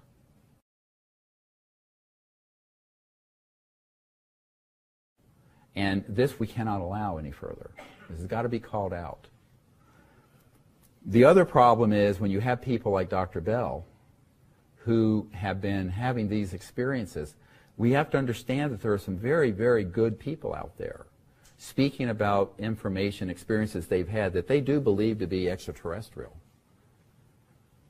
That, in fact, and I'm thinking now of a man I haven't met, but who is a wonderful gentleman from all accounts, a guy named Goode, and who's doing the Full Disclosure Project, and he and I are like hand in glove, supportive of many things, but some of the things he's recounting about slave trade and slave planets and things of this that he experienced because he was, as a 6 or 7 year old, I understand, taken into the military abduction program, like Dr. Bell. And I have no doubt he believed that those events were extraterrestrial. But I think that what I want people to understand is we have to be very careful about our assessment of what's out there in the universe based on people who have been in these programs who are, and I know that there was an executive at Gaia TV who was furious that I used this word, but who have been victims of this. And I don't think it's wrong to say if you're a 6 or 7 year old child and you're taken into a military abduction program and have stuff done to you, you've been a victim. I know that there are other people. I know Dr. Bell was a victim. Now, this is not to say that the person is a bad person or a wrong person. It's just to say that we have to look at what is being shared and understand that there could be information that is accurate, information that might have been scripted, information and experiences that have been had that have been programmable. So the holographic psychotronic systems that have been in existence since the 50s would allow for people, and have allowed for people, to have experiences that they 100% believe. Just as the man told me, people would believe that they were, if they had a conversation with their personal God, they pass a lie detector. They are sincere about what they're reporting. There is no, I'm not saying any deceit is in play. What I'm saying is that it would be very easy to deceive somebody who's a child or a young adult with these fearsome weapon systems and technologies that are in the hands of absolute psychopaths. I mean, true psychopaths in the covert programs. And I know who some of these folks are, and they will stop at nothing to see that people are convinced that there is a threat, as Ronald Reagan said at the United Nations, that we should unite against and fight, to unite the world around. And all I have to say is that if the future is that future, you might as well dig a hole and climb in it. So we better wake up and understand that the information that is out there has to get looked at from many perspectives. What's the origin of the experience? Was it deep, unacknowledged special access projects that hoaxed it? Is that person having an experience with an extraterrestrial, interstellar civilization, an entity from another dimension that's not extraterrestrial, which is also out there? A scripted program from the intelligence community using these very advanced technologies that have been in development for 70 or 80 years? What is it? And it's not, I'm not trying, you have to ask these questions. And you have to begin to understand that there is a capacity to use this sort of information in a way that would redound to whom? The military, industrial, gangbangster, global complex of fascists that are desperate to have World War III be interplanetary. Now, this is why when you start talking about this issue of false INW, indications and warnings, deceptive indication and warnings, false flag, it's a very deep hole to go down. And what I would encourage people to do is to question what part of this, what they are learning, seeing, has been programmed into our society, and many times innocently has been piggybacked on people. One more level of what I call this, so I've gone through the aircraft that are anti-gravity, the electromagnetic weapon systems, and now the human intelligence.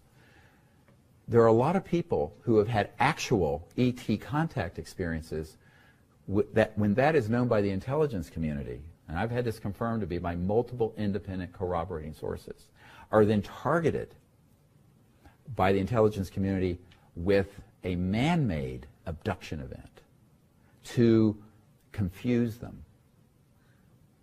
And so that they don't know what part, where did the ET event end and the man-made one start. Do you understand what I'm saying? That has been done because everything is tracked. Everything is tracked. When these events happen that are ET, the intelligence community absolutely knows it's happened anywhere on the planet, and they can come in with a special operations team and then victimize that person who's had contact with an ET with a man-made, hoaxed alien encounter. So it gets very complex, and I regret to inform you that this is not something that is new. It's been talked about actually since the 70s and 80s by various people, but it's been hushed up by the UFO subculture, hushed up by the intelligence community. And the reason for it is that people don't want their paradigms changed. I think a lot of it is people don't want their belief systems challenged. And this gets into the last part of what I want to share before we take a break, which I'm sure you all need by now. And that is, let's look at the roots of human conflict. And if you go back thousands of years,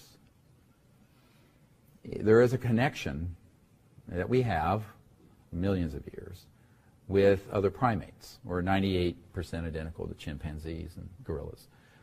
And it's been found that chimpanzees and other monkeys do organize into troops that fight each other based on territory, based on differences, based on otherness, even if they look a little different.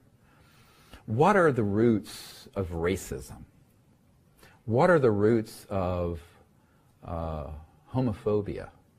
What's the roots of ethnic conflict? Why is this? This is the real original sin of Homo sapiens, of humans. Why do we view anything that is other than us as a threat?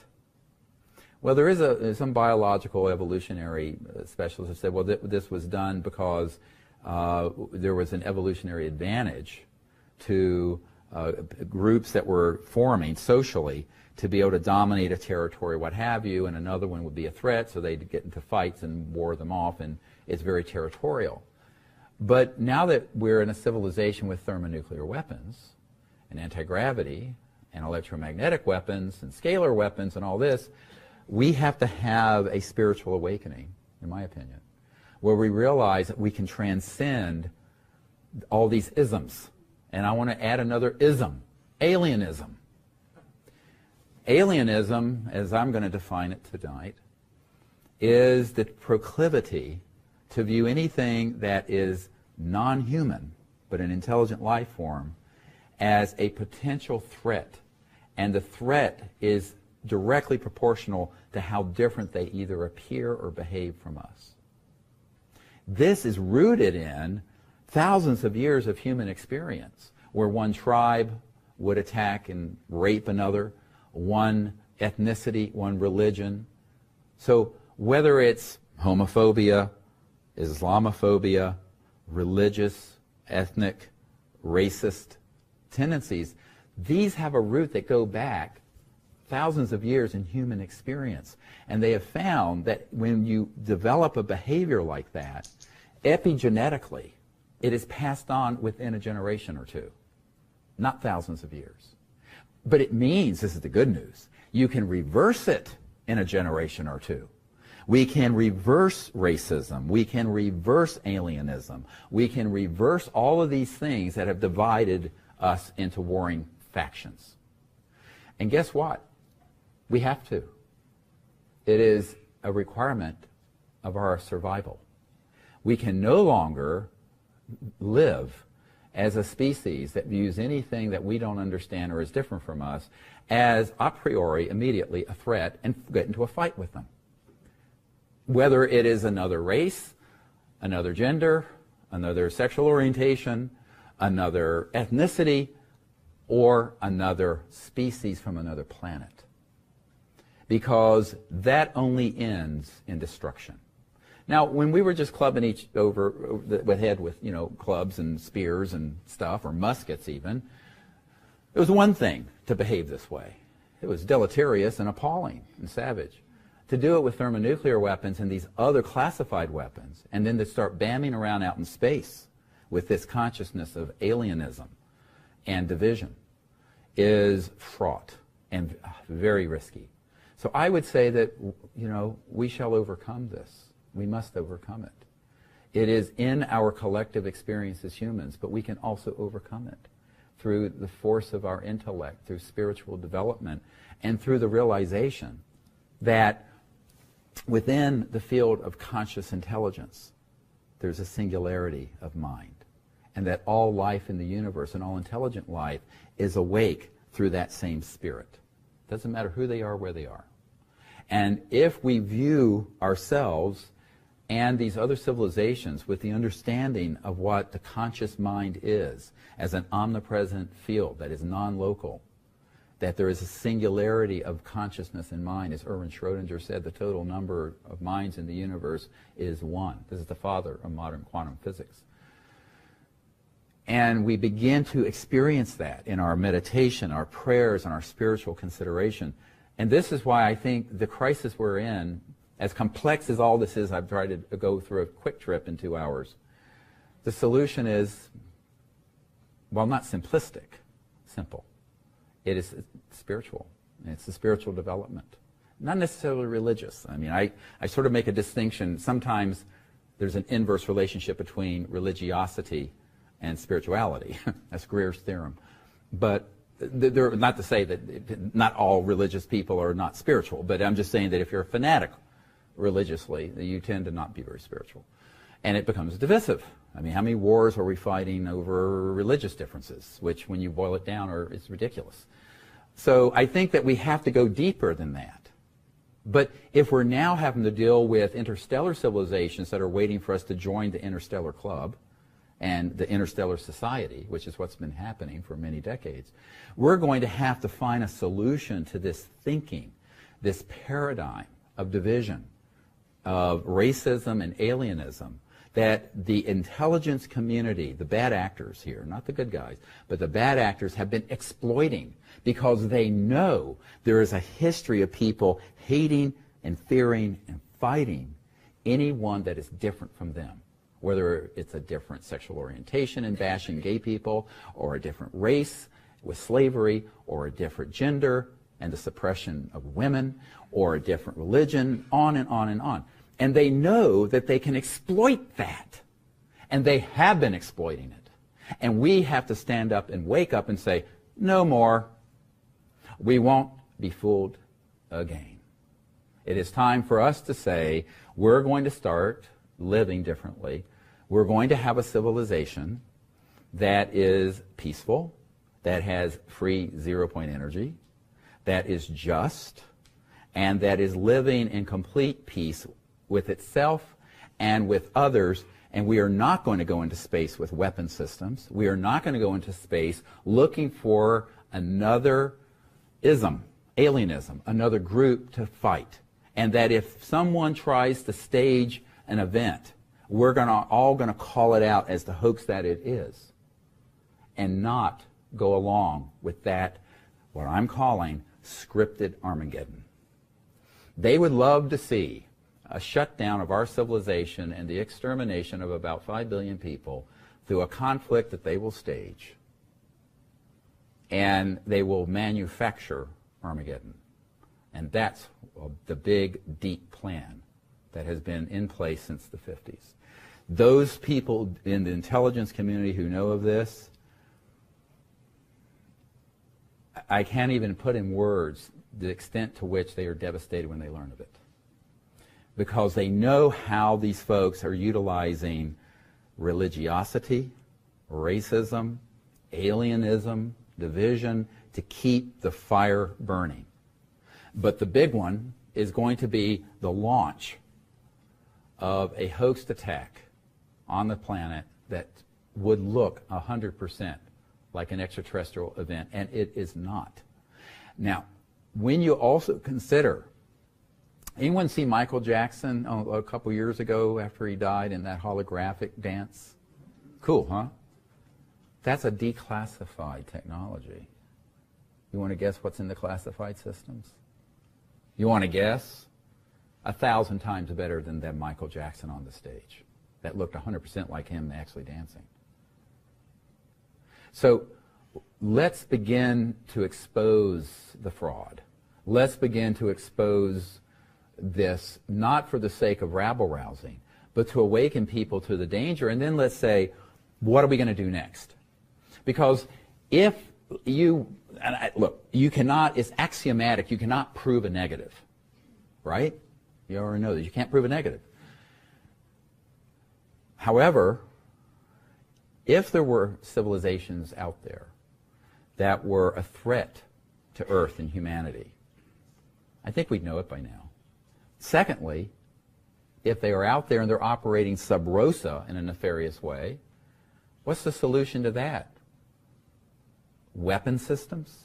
When you're dealing with civilizations that are transdimensional, interstellar, where they have a weapon system that they could hit a planet with a energy field and turn it into a pink dust floating through space and destroy that entire sphere? That capability exists. No, that's not the answer. And Martin Luther King had it right, and Christ had it right, and Gandhi had it right. Those approaches are not the correct approach. So even if there was such an existential threat, it cannot be managed by warmongers and militarists and people with these other agendas. We need to put together what I called for years ago a council on interplanetary relations that is devoted to peace and space, to the wise elders and youngsters of the planet, to work on this issue and deal with it openly. And this is something that is of the greatest import and urgency of anything in our lives. Because even if we bring out free energy and anti-gravity, but we live on this planet with the consciousness of division and hatred and warfare, that too will be weaponized, and it will still destroy the planet. So that in and of itself isn't a solution. So this spiritual understanding of the essential oneness of life and the need for not just world peace, but universal peace. And that we are the generation, those of us living on Earth at this time, between the mid-20th century and the mid-21st century. I always joke that those of us between puberty and senility. Unfortunately, I'm getting closer to the latter.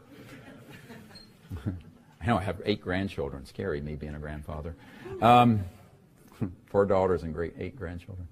So 8 grandchildren, beautiful, beautiful beings. That we owe it to our children and to the generations coming behind us, after us. Because the way I understand this is that we're closing out one era in the human experience, several 100,000 years in development. We're opening another era that's about 500,000 years in length, a cycle, universal cycle. And that cycle, the hallmark of it is universal peace. It'll be a day not followed by night, is how it is said. That there will be a period, we'll enter into peace on this planet and peace in space, but we will not slide back into the darkness of war, which has happened in the last cycle. There were periods of peace on Earth, like the Shambhala Kingdom and Enlightenment, but it always slid back into darkness. This next cycle is different. But how do you start that cycle? It's not going to be some Ouija board in the sky or someone's going to come down. And it's not going to be ETs landing on the White House lawn. It's us, the children of Earth, understanding this and creating that reality. It's time. It's time for us to do that. Thank you very much. Let's take about a 15-minute break, and we'll come back for some question and answers. All right. Thank you very much for returning on time. And I did want to thank Michael Schratt again for this. I mean, I didn't go through all this, but the camera can zoom in on this. It's sort of a composite of all these different sightings that have been reported for decades. Even back in the 60s, there was one from Venezuela, I believe. And the kind of aircraft there are that are anti-gravities. And just as you look at all these, imagine these and more. Now, these are more conventional, that look a little similar with the B-2 stealth and the evolution of all those sort of aircraft. But these are in a deeper, more classified program that are the electromagnetogravitics. But then imagine that you have ones that could look like discs. You could have ones that could look like tubes. You could have one that look like triangular boomerangs. And these are all man-made. Now, again, as I said earlier, there are extraterrestrial vehicles that wouldn't be quite like this, but could be a similar shape. Diamond shape, saucer shape, disc, spherical, just a perfect sphere, which I've seen close up, and other shapes. And so this gets into the ability to piggyback. I call it piggybacking, where you have an ET event happen, you come in with something that's man-made, confuse people. Somebody has a contact experience with ETs, they come in and piggyback onto it and target that person with a man-made abduction experience. You have some, so this is how counterintelligence operates. And you have to begin to wire your brain like that to understand the sort of Machiavellian and convoluted ways that they practice the art of deception in the counterintelligence field. And if you don't learn that, then you're going to be vulnerable to being very, very deceived. And I think this is why sharing this information for me is really key right now, because I can't tell you that in X number of days an event's going to happen. All I can say is that there's an event that's been planned, and I know people who've been on the planning committees and on the operational tactical committees, agencies for this, that I've met with personally. And as I was saying at the break, someone asked me, this came up, and one of the hardest things I've had to deal with is for every disclosure project witness, and if you want to find out more about what we do, it's SiriusDisclosure.com, S-I-R-I-U-S, like the star system, SiriusDisclosure.com. If you go to that site, you'll see there's just hundreds and hundreds and hundreds of pages of information and links to all these military witnesses, documents, what have you. But for every person up there, or that I have in my archive on film, there's at least 10 to 20 that I've interviewed who will not go on the record because they're afraid of reprisals and afraid of being tweaked, terminate with extreme prejudice, assassinated. So this threat is serious, and it's caused the best, but it puts me in an untenable situation because I am hearing already echoing around the world in the UFO subculture howls at some of what I have shared tonight. And what I'd like to be able to do is bring forward 2 or 3 dozen of these men and women, a few women, who have been in these corporations and programs doing this. They won't do it because, like Rick Foch in Naval Research Labs, most of them have been told point blank, if you do, you're dead and your family's dead. In fact, my military advisor for a number of years was in an unacknowledged special access project, and when they first formulated it, he was taken into an underground facility, an undisclosed underground facility, a SCIF, a Secure Communication Information or Intelligence Facility, called a SCIF. And all their electronics, watches, everything were taken away, and they went down, and there was the security enforcement officer for that operation had a gun, took a bullet out of the clip, and said, if any of you speak to anyone about this operation, and that includes your commanding officer, the president, anybody, a member of your family, this bullet will find you, and you are a dead man.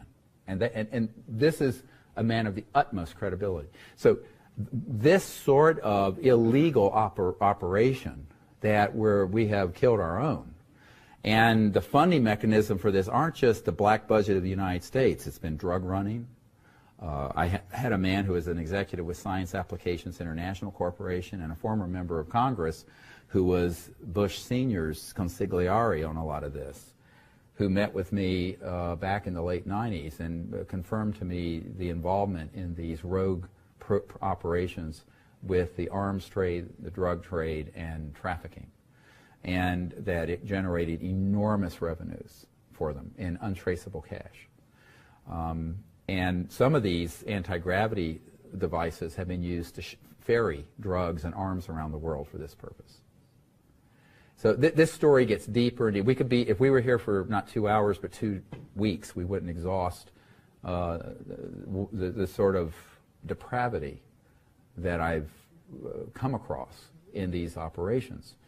And the one thing that this former congressman and member, this executive with Science Applications International Corporation, SAIC, it's a big contracting entity that deals with a lot of this, told me, he said, do you realize that there are 8,000, and this was back in '97, that we know that we had 8,000 people in a secret army dealing with this these movement of drugs, and that we have already killed 2,000 of them for minor infractions of security and secrecy.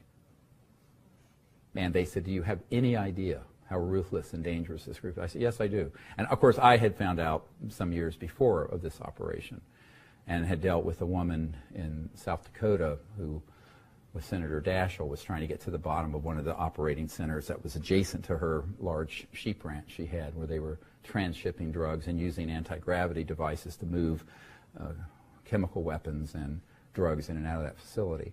And this does sound like it gets deeper and deeper and crazier. But that's what you're dealing with these folks. And as that gentleman said 25 years ago, the truth is more bizarre than the fiction people believe. And if you speak the truth, no one will believe you. All I can do is tell you the truth as I've uncovered it. And if I had only one data point, one person sharing what I've shared tonight, I wouldn't have shared it. I have dozens. And in those dozens of people, spanning many countries, not just the United States, these points have been confirmed. And in my own little way, all I can do, short of those folks stepping forward, is to share with you as forthrightly as I can the truth. So keep that in mind as you ask questions. I always tell people, be careful what you ask. You might get the answer. So with that, I'll entertain. Gaia TV. And recently on your telecon you had last month, you brought up the same topic around some of the information and being somewhat skeptical about some of the information coming out of that programming. With things like what William Tompkins is bringing up, the idea of Solar Warden and some of those other groups operating out in space, what things are you skeptical of, and what things are you in belief of? He's asking, what am I skeptical of about things that have come out recently with Bill Tompkins and others? A lot. Okay, so here's the issue for me. You've got to have multiple points of corroboration, and the bigger the tale, the more the proof you got to have. Now, what I would say is that I believe these men are sharing what they believe to be true.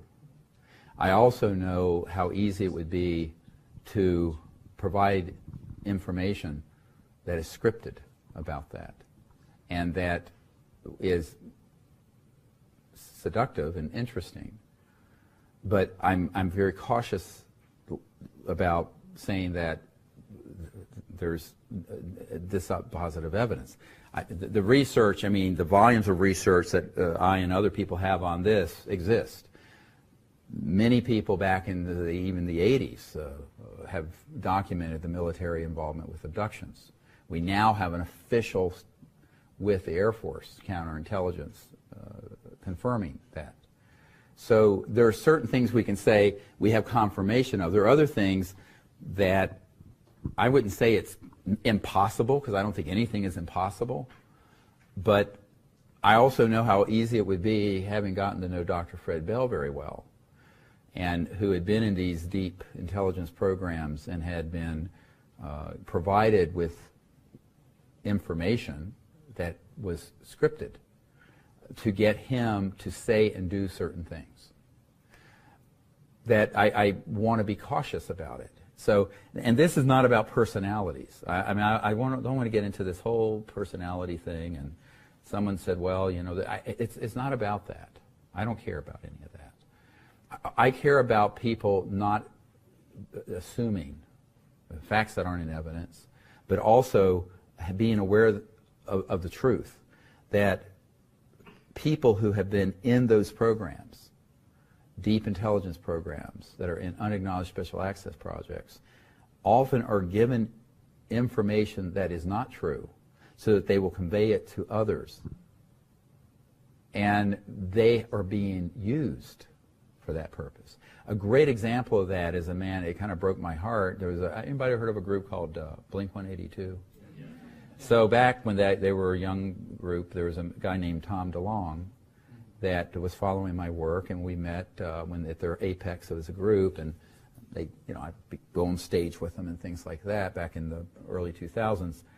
And he has since been brought in, as you know, from the WikiLeaks by General McCaskill out of Wright-Patterson and some others who are feeding him disinformation about a threat, so that it'll get to the young people, like the new movie Independence Day, where they had the recruiting ad, you know, from the Army, to get people to buy into this us versus them alienism. Now, I don't think Tom DeLonge is in any way a bad person. I think he, however, has been used to do that by General McCaskill and others, as have many other folks. So now, people could say, my information, I've been used. Though, you know, you can argue this forever. All I'm doing is, tonight, trying to share my understanding of things. And where I end is where I started. Even if everything that is being said that is of a terrifying nature of things going on out in space or with this ET group or another, the only survivable operative system is the CE5, Close Encounters of the Fifth Kind system, where, based on the principles of nonviolence and universal peace, we have a rapprochement with these civilizations. We establish communication with them. We develop a civilization on our planet. I don't think that is peaceful and nonviolent and does not go out into space violently. I don't think the solution to this problem is more war or better space weapons to target ET objects or each other. between Russia and the United States. I don't see that that's the solution. Bigger and better or more fearsome weapons targeting each other or other civilization, this cannot be an answer. And I also then remind people that civilizations, if they had that clear intent and wanted to do something, it would be very easy to do. I mean, remember when we first detonated atomic weapons and this whole modern era of UFOs being seen all over the world, wherever there was an atomic weapons facility developing, both in the Soviet Union and America, Great Britain, France, everywhere. Well-documented in Disclosure Project material. If they had wanted to just put a pause button on this civilization, they could have done it. They didn't. And by the way, at that point, we had what? Vacuum tubes? We didn't even have integrated circuits yet. We got those from studying ET materials, as fiber optics and other things. So I don't really see where's the beef here. Well, now, some people would say, well, they're just biding their time and they're going to get us in this sort of way later, and all kinds of paranoid fantasies. I'd say, well, if that's the truth, and here's what I'd say to anyone who has that belief system and that paradigm. You're entitled to it. I would ask that you, if you have personal knowledge of those civilizations and have access to them, that you set up a meeting between me and the senior people on our interplanetary ambassador team to resolve differences and go forward peacefully. I still don't think the answer is in saber-rattling, warmongering, and demonizing other racial species. That's alienism. One of the other concerns I have is that with many of these people, you'll hear that the ones that look Nordic, shall we say, I was talking to, I've spent 3 or 4 hours with Bill Tompkins, and the ones that kind of look like us, but are pretty, those are good ones. The ones that look some other way, those are bad ones. Isn't that interstellar racism? All right? It's just, I mean, take a step back. Aren't the good ones always the pretty blonde ones with the big breasts and the, no. I mean, unfortunately, this is really true. I mean, you talk to, and then the others are, I find it appalling. I mean, I really go, are we really going to stay on that cycle of taking racism and turning it into alienism and finding some way? Now, ultimately, as I said earlier, I cannot prove a negative. I can't prove there are no civilizations out there that are worse than we are, although it would be hard to find worse than human society right now. However, if there are, I still say the solution is contact, communication, conflict resolution within the construct of universal consciousness and universal peace. And so I prefer not to just get into an endless battle, because it's an argument that will never end. The only reason I brought it up at all is because I'm concerned that places like Gaia TV or Conscious Evolution could be given information out there that is being scripted and being provided unwittingly from these folks. I mean, and sincerely, that if it is true, let's say that the slave races are out there and the slave planets and the slave ships and all this is going on that you hear in some of the accounts from Corey Goode and others. If that were true, and that then is put out by into the public domain to then millions and eventually billions of people, in the minds of most people out here on the street, that would justify interplanetary war. And so we have to be very careful.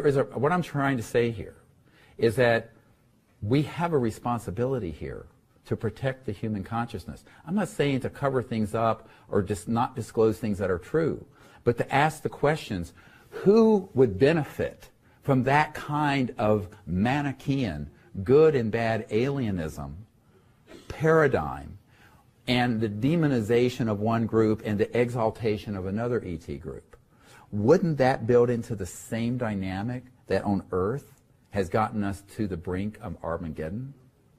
And isn't there a better way of looking at this? Isn't there a different way, not better, different way, that could lead to a world of peace here and peace with humanity with these other civilizations. That's what I'm saying. And it is not at all to throw a wet blanket on anyone's parade. It's simply to say there's a responsibility here to look at it very carefully and understand that there are consequences to these kind of tales. And that you better be able to prove it, and even if you can, here's the solution. Now there, Corey Goode and I would agree 100%. And we agree, I think, I have never met the gentleman, I think on a lot we agree 100%. However, on some of the things that are being shared as factual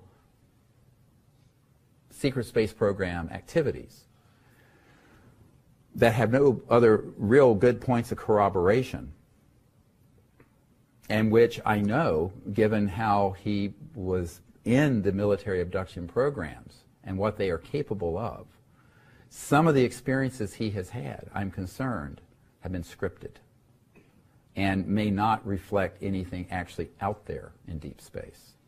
Because I have my own experiences out in deep space, and I'm not going to go too far into that here today, but I have a different understanding of it. And I also understand that the sort of folks, and this is a soul-searching issue for all of us, the sort of folks who would put into the consciousness, mind, and experience of various people what has been shared about the secret space program have had the ability for 60 years to do it in a way that would be very convincing but completely scripted. That's why I spent that whole section talking about the electromagnetic psychotronic radionic systems that were developed in the 50s. And this is also why I think that I'd rather be cautious about this. And my concern is that when you have rock stars and other people, and then millions of people who otherwise would be New Age, progressive, whatever, buying into a Manichaean black and white, us versus them, good and bad, they're just being brought into alienism. They're being brought into a paradigm that supports interplanetary war. And my question is always, who would benefit from that kind of information? Now, I'm not someone who says that if there are such, let's call them misguided and dangerous elements out in other star systems, that we would want to ignore them. But I just think that we would want to discuss them and characterize them and interact with them in a different way. And I know that the folks who have been in the military programs connected to Mr. Tompkins and others have an agenda. And I question that agenda has to do with the propagation of fear and the convincing of the public that there's an existential threat, as Dr. Ronald Reagan said at the UN, that would unite the world to fight. And the purpose of that is this aggregation of more power. Because right now you have different coalitions around the world. If there was a threat from outer space, then all those different conflicting coalitions, whether it be Russia or America or China, developed world, would come together, just like the movie Independence Day, to unite to fight the ETs, the aliens. And I think that having talked to so many folks who've been involved over decades in those operations and the extent to which they have the ability to make that happen, I approach this with extreme caution. And for that reason, I would ask other people that calmer heads need to prevail here. That my interest is a future that is marked by universal peace, not endless war. Now, if we stampede the public into all kinds of frightening information from the past or what we're seeing as the future, and that is then used the way 9/11 was used, or the way the Iraq weapons of mass destruction were used, or the Gulf of Tonkin were used, and I know that that's the plan, then we could end up with the mass panic in the public being utilized to aggregate more power around the militarists and the military-industrial complex and those uber elites who want to sit atop the world manipulating everyone. in an us versus them worldview. And I thought to myself, I'm not going to say who this man was. There was a head of a religious organization back in the 90s, I believe, when I met with him. Very large global organization. And when we were talking about this, and this is a man who's dedicated his life to world peace and to enlightenment, as soon as he heard of the ET issue, he says, oh, and this is not someone in the cabal. This is a man on the street, sort of, but a big figure internationally. That'd be great, because if the public finds out about aliens, we can have world peace because we can unite everyone against a threat from out there. He went from A to B, like Ronald Reagan, like that. And this is a man otherwise of enormous enlightenment. I'm telling you, this is the danger. This is the thing that my wife and I talk about probably more than anything over the last 25 years about this issue, is me getting off the stage, because I don't want disclosure of this subject to then be used and hijacked for the purpose of saying, yes, there are ETs, but guess what? They're here to eat us for lunch, and now we have to have World War III. I don't want, see what I'm saying? I have to tell you, that's why I'm here tonight, because this is what keeps me awake at night. This is my biggest fear. My biggest fear is that disclosing this information gets hijacked and spun into this War of the Worlds, Independence Day kind of scenario, and that I would have forsaken my medical career and spent 26 years of my life and had very close friends murdered to add fire to interplanetary war? No. That's not. I don't want that to be what I'm working on. And as I see it, groups that are otherwise very dedicated with a view of a conscious, evolved world, or Gaia, an enlightened, awake planet, as a platform where so much of that, some of that information is then portraying various ET races as these horrific, torturing, slave trading, species. And I think to myself, wow, they've already got the warmongers. They could get the man on the street by hoaxing something. Now they're trying to co-opt even the progressive community.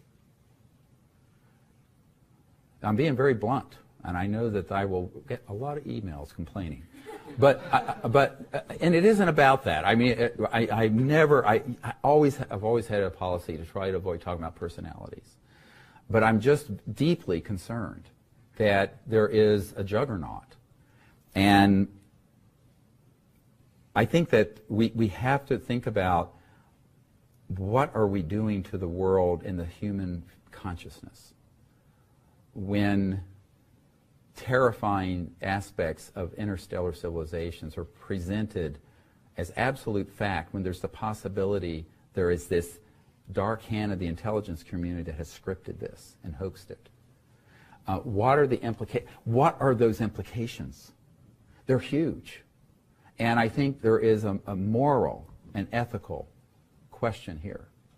And I will be honest with you, that's the only reason I'm doing this tonight. I think this is a matter of enormous moral and ethical concern that is not being discussed properly and fully.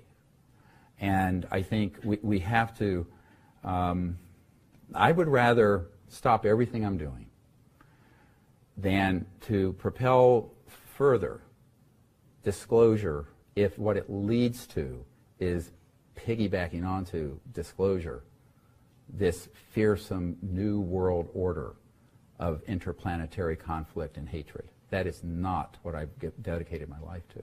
So that's my big concern. I'm just being I'm being as honest, speaking from my heart as I can. Other questions? Yes, sir. When it comes down to it, because all the kids my age, I know that they all view this whole world like Independence Day resurgence, which was perfect in terms of displaying what the world would turn out to be.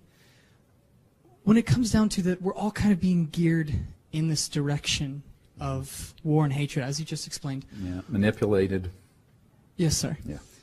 What, especially to the younger generations, What is the best shot in terms of trying to enlighten people on this subject? I know you've spoken of getting free energy out, spiritual awakening, and all those things. But what do you think is the best shot to get us out of this world? Well, I think that to unlock this in a way that people will get behind and not be afraid of, and it is to speak the truth, which is what I'm trying to do, and people need to speak it to their own colleagues and cohorts. But I think the other thing we're wanting to do, although we haven't quite got it set up yet, we're wanting to do a disclosure concert that would have the top music acts in the world. Anybody out there, let's get the Foo Fighters and Bono of U2 and Lady Gaga and Katy Perry and everyone on a stage, and doing something so that a message that we're not alone, the universe is there, but in a way that says, now what's the next phase in human society? The next stage is not just internationalism and globalism at all. It's interplanetary, and it's enlightened, and it's an enlightened civilization. And I think this is something that, if people understand what the implications are of the secrecy, that 100 years of conscious evolution on this planet has been robbed by classified projects that have kept these technologies in a box and are now misusing them and have been misusing them for 60 years on people and hoaxing events rather than running your house and car. So there's no pollution. So people who care about the environment, people who care about world poverty, you need to connect. That what I tried to do beginning back in the 90s was to connect those dots, that the secrecy is anathema to a civilization that's sustainable and peaceful and just.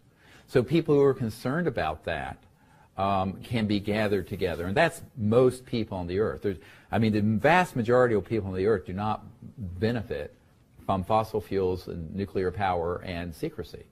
It's a very small number of people. And those people who would be displaced in a free energy economy, because at that point you've got such abundance, as a tide that'll lift the whole world, can be taken care of very easily and brought into other occupations besides digging up things and burning them or exploding them.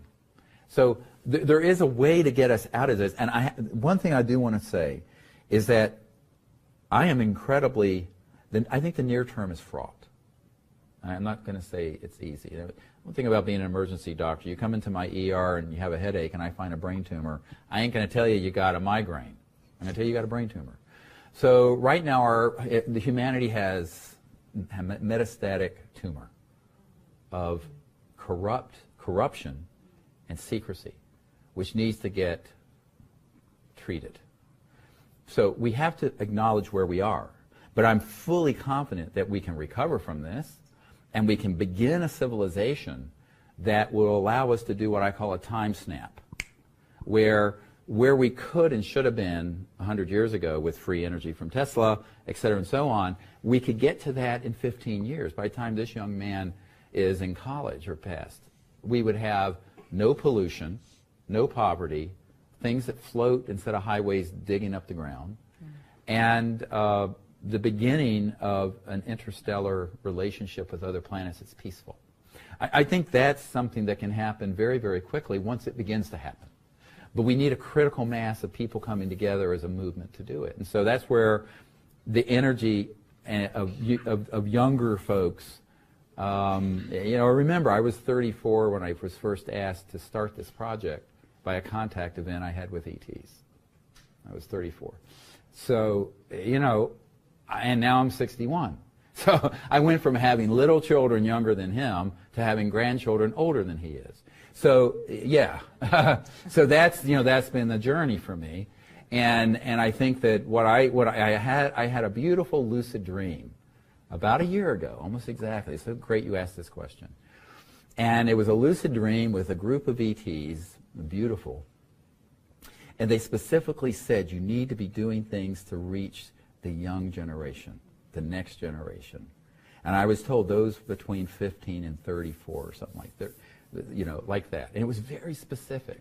And I've still been searching for a way to do it because, I'm sort of an anachronism. I mean, I don't mean to sound like over the hill, but But I do still bench press 410 pounds. So most of the buddies I have in their 20s, they would come tangle with. Matter of fact, my son-in-law said, we're going to make a club to take on Papa. That's my name for the grandchildren, Papa. Because I'm a beast. But I think that but I think that that this really is a great issue, and my guidance in the contact I've had with these interstellar people is that we really do need to get the involvement of folks who are from their late teens into their 30s heavily involved in this. But it doesn't need to be through Tom DeLonge saying, you know, there's evil aliens out there and the military's doing a great job of kicking alien butt, which if you distill a lot of what he's been saying on Coast to Coast and other shows is about that bad. So we need to have voices that are providing information. I'm sorry, Tom, because we've known each other for a long time. This is all very painful for me. I guess you're gathering that. But that we have got to find a way to speak of this and act in a way that redounds to a beautiful future, not a disastrous one. And so I think that that's why we need to explain to people in their 20s and 30s that this world is going to be your world very soon. It is your world now, but you're going to be running it. And what do you want to have? You want to have endless war? You want to take 9/11 in Iraq and Afghanistan and then expand it to interplanetary war? Do you want to have another 100 years of global environmental destruction? Or do you want to have world peace, universal peace, free energy? And it needs to be said that starkly to everyone, from China to Russia to all over the world. And the reason I would love to organize a concert, a global music festival that would be live streamed all over the world is for that message to reach younger people. Yeah. So those of you who can help make that happen, give me a jingle. Okay, a couple more questions. Let's do. We don't want to ignore this group, or someone in the middle. I want to ask you, how can a person authenticate the difference between in the dreams and sightings, in the dreams and in the sightings that people experience? How can they authenticate the real, genuine article versus phony, illusional things? Like when you said you had a lucid dream with, how do you know that's real and that's not a directed operation type of situation? That's right. And this is a great question because, you know, how do you know? Well, you have to be brutally honest with yourself. And you also have to know enough that there could be both. If you don't know there could be both, you're never going to ask the question, was it one or the other, right? Whether it was ET or some man-made electronic warfare system. So knowing that is the first step. Then the second step is looking at how it unfolded. And were there, and I've actually interviewed a number of people who had really clear memories of an alien abduction, but then when they go deeper into their memory, there were people who were directing these robotic aliens. Now that's gotten covered up in a lot of the abduction research. So a part of it is looking at this and beginning to question everything. And I think if anything, tonight what I'd like to tell people is question everything and begin to look at everything very freshly. From a mechanical point of view. But from a mechanical point of view, distinguishing an interstellar vehicle from a man-made, that's pretty easy. When I take teams out, the phenomenon that happens that's interstellar, that's transdimensional and interstellar has a very distinctly feel and look versus an invasive. Now we've had both happen. We have had man-made intrusions into our contact sites, and it's quite obvious. It didn't fool anybody. They were hoping it would, but it didn't. So a lot of that is experience and how it happens, whether it's invasive, how it feels, how it looks, knowing what the technologies are. So, you know, in a couple hours I can only go through so much data. But this is something that's really a subject. When I take people on a whole week intensive, this is information we go into very deeply, where we go out under the stars at night. During the afternoon, we're doing all of this information and remote viewing training so that you can remote view. And ultimately, we set up experiments so that we can see if our discernment is being tricked or not. Yeah, for remote viewing. On your website? Yeah. Yeah, there's a lot of information, and there's actually training programs on the website and everything else. at SiriusDisclosure.com. Yes, so someone back here. Yes, ma'am. I'm wondering, as far as free energy goes, is there a groundwork being laid for people to come out with that kind of technology? I know my dad, for one, was given a technology, and he's had his life threatened. And I know that there's a lot of people that are really brilliant, but there's not been a groundwork placed for them to be able to come out with this technology in a safe way, and also in a way that, I mean, these technologies are expensive. You know what I mean? Those things don't. So, is there a way for this to kind of? There is. There's a great question about the free energy, so-called 0 point. The groundwork has been laid. We've been laying it for 20 years. And if you go to our website, also look at a program I did. It was a 4-hour program similar to this on free energy and the history of it and what the strategy is to bring it out. Without going through 4 hours of material, which is already up on our site, on our YouTube channel, it's youtube.com/S-disclosure, S as in Sirius, but S-disclosure. By the way, this movie, Sirius, is up there. It's had about 1 million views now. They're quite interesting, yeah. And last year it was the #1 documentary on Netflix. But what I would say is that if someone actually has something like that operational, they need to get hold of me immediately. But they need to be prepared to dump it on the internet, no holds barred. Forget patenting, forget intellectual property, forget secrecy. All those are traps in the system to keep it from coming out. Moreover, don't sit on it. Okay, so the people who sit on these technologies and don't have a few 100 million people know about it are going to be dead. The people who sit on it and don't put it out open source are going to either have it bought out and black shelved, put on a black shelf, or they're going to end up disappearing. Now, this is a fact. So I have analyzed with a lot of people who have been in the intelligence community for much longer, some of them almost as long as I've been alive, that there's one pathway out, and that is open source it, disclose it massively, and get it out there and have it reproducible. Now, if anyone has anything, I have a team of people, engineers, I have people on my team, some of them have private planes and jets. We can get it, and we can secure it, and if they take me out, you're going to know why I was taken out. Because I recently went on a mission. It turned out the person didn't have anything. They had mismeasured the energy output and input. But before I went on that expedition to this inventor, I had dead man triggers all over the place, meaning that if anything happened to me, everything got out, everything went out. So you need to have, and one of the good things about being a public figure like I am now, where I can reach millions and millions and millions of people, is that it's very difficult to keep me off the radar scope.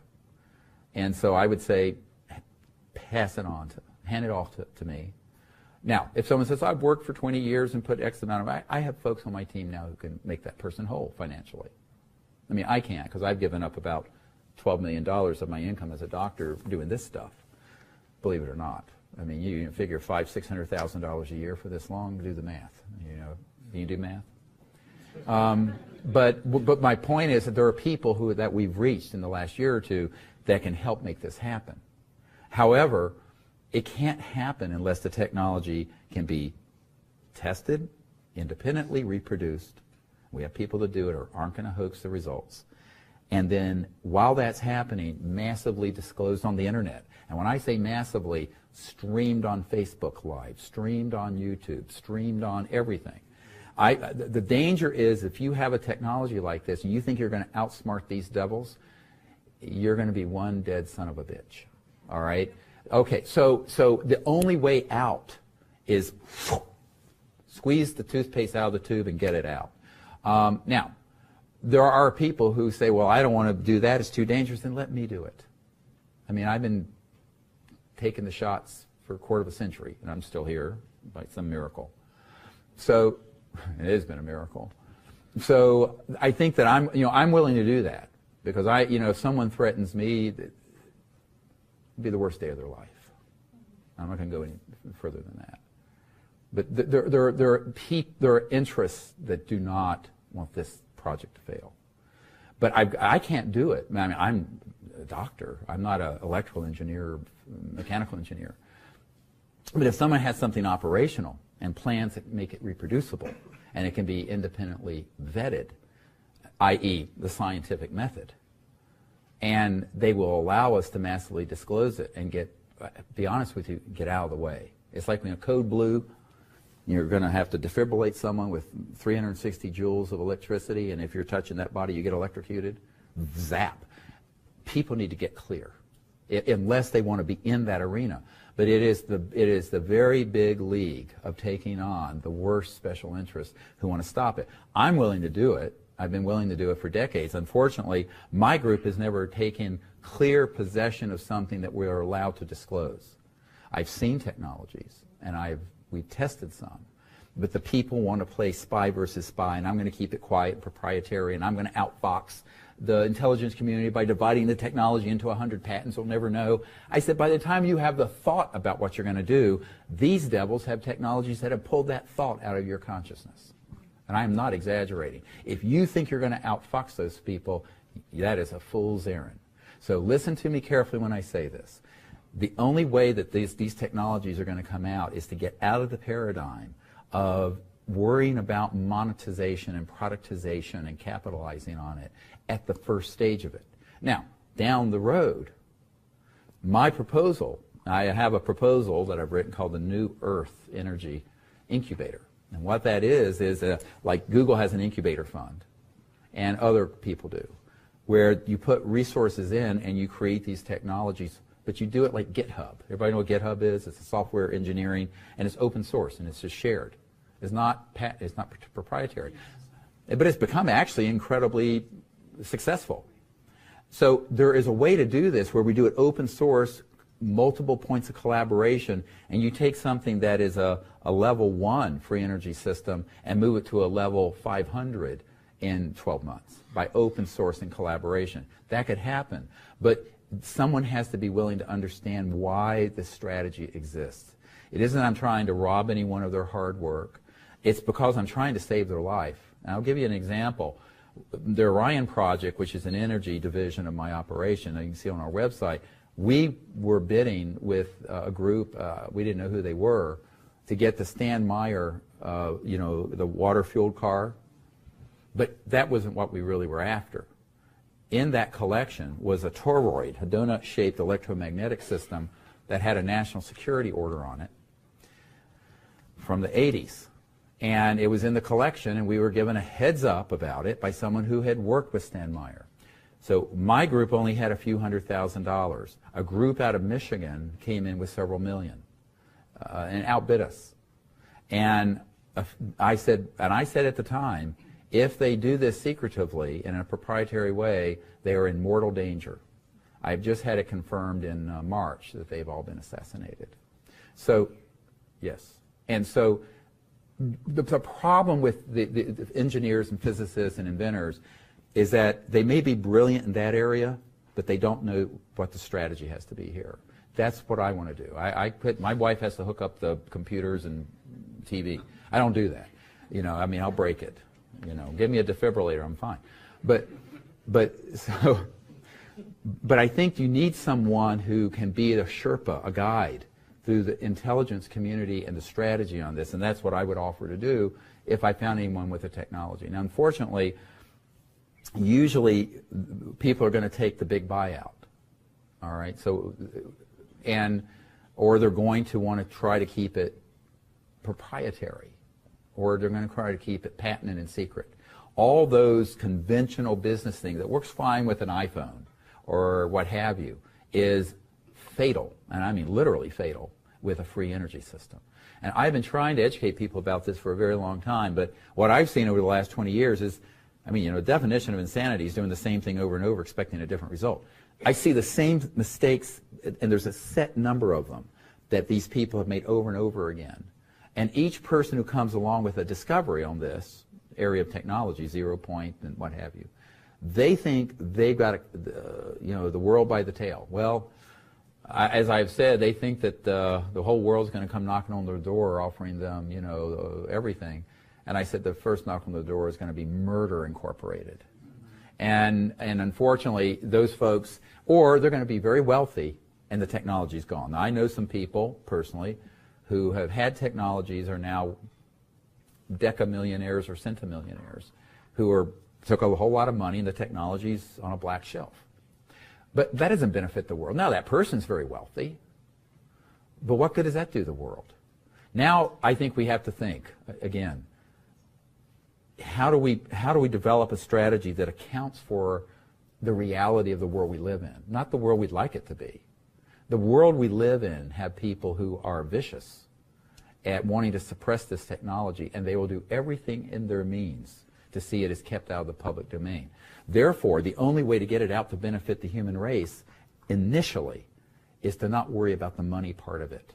Now, if the person really has a lot of assets tied up in its development, I'm not going to mention any names, but I can tell you on my speed dial list are people who could make those people whole financially. But hand it off to us, and you're going to go into a black hole with me. It's going to be on the internet as soon as I have the proof that it works. And maybe before, although I don't want to have egg on my face. I've had egg on my face before. But so any of you who know someone with a system like this, have them contact me, and we will liberate it for the people of Earth. Let's see, it's getting a little late, but I'll take one more question. Yes, from this young lady. I have one question. It's connected, but it's anyway. So you talked about like projected images and holograms and etc.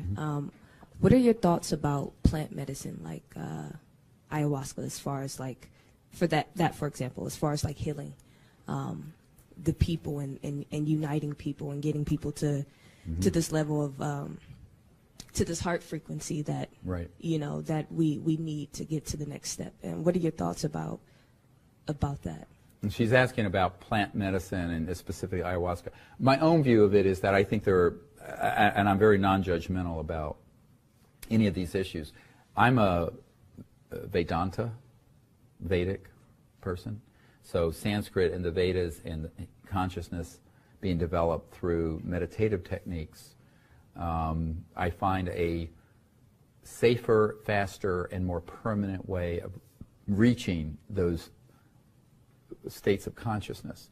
Now, there are native peoples around the world that have had plant substances that have facilitated.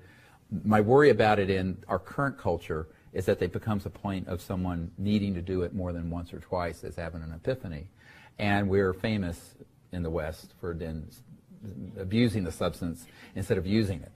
So what I would say is that if we had the restraint and the wisdom of the ancient people, I think probably some of those could have a role.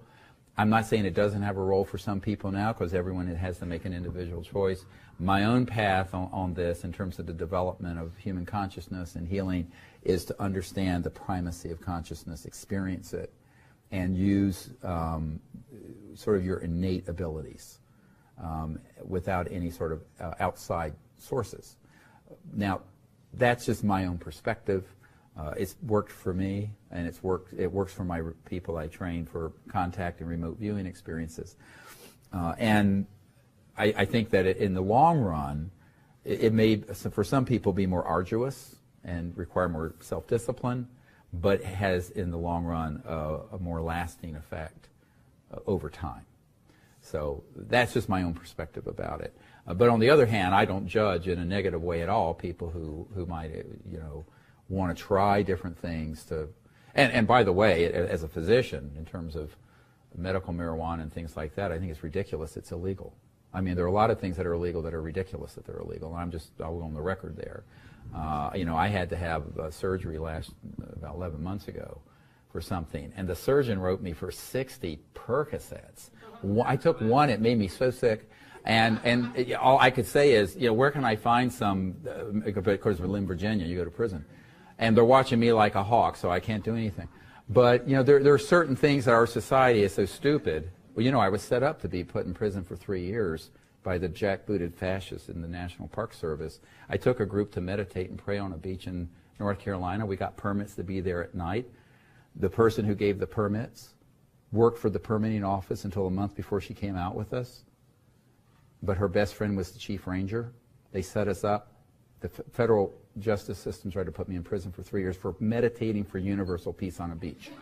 True story. I had to go to federal court, pay a $5,000 fine, and I stand before you a convict with a misdemeanor for having had a group of a few people sitting on a beach praying and meditating.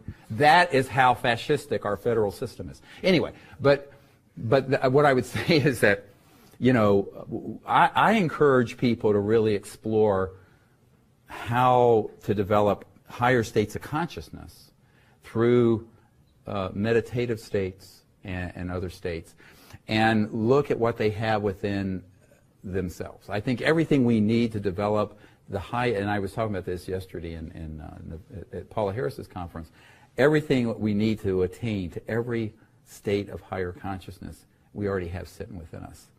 It's all in us, hardware, software. And it's all about the practicing of the techniques. So I would encourage people to do that. One last question, and then that'll be it. Oh, we'll go over here. She's getting a workout.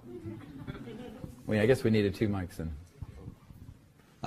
So my question is, I know you're accepting donations online to help bring out the free energy thing. You said you need about like $6.3 million. Well, man. I just wanted to know, are you accepting donations right now? Yes, we are. I mean, I think that if you go on at SiriusDisclosure.com, we have a whole section about... Oh, like here? Sure. Yes, of course.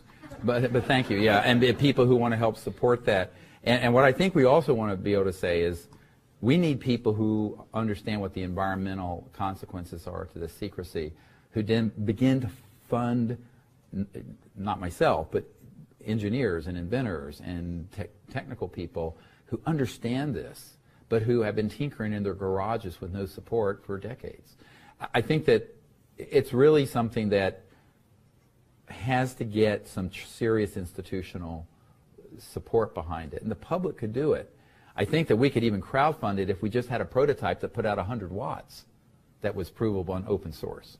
Because, you know, this movie, Unacknowledged, is now the second highest funded documentary in history. Someone came out with a smart water cooler that we raised $10 million for.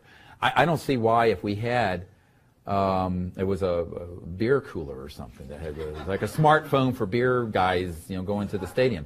But I think that if we had even one proof of principle prototype that we could disclose openly, we could then open source or crowdsource the funding for it.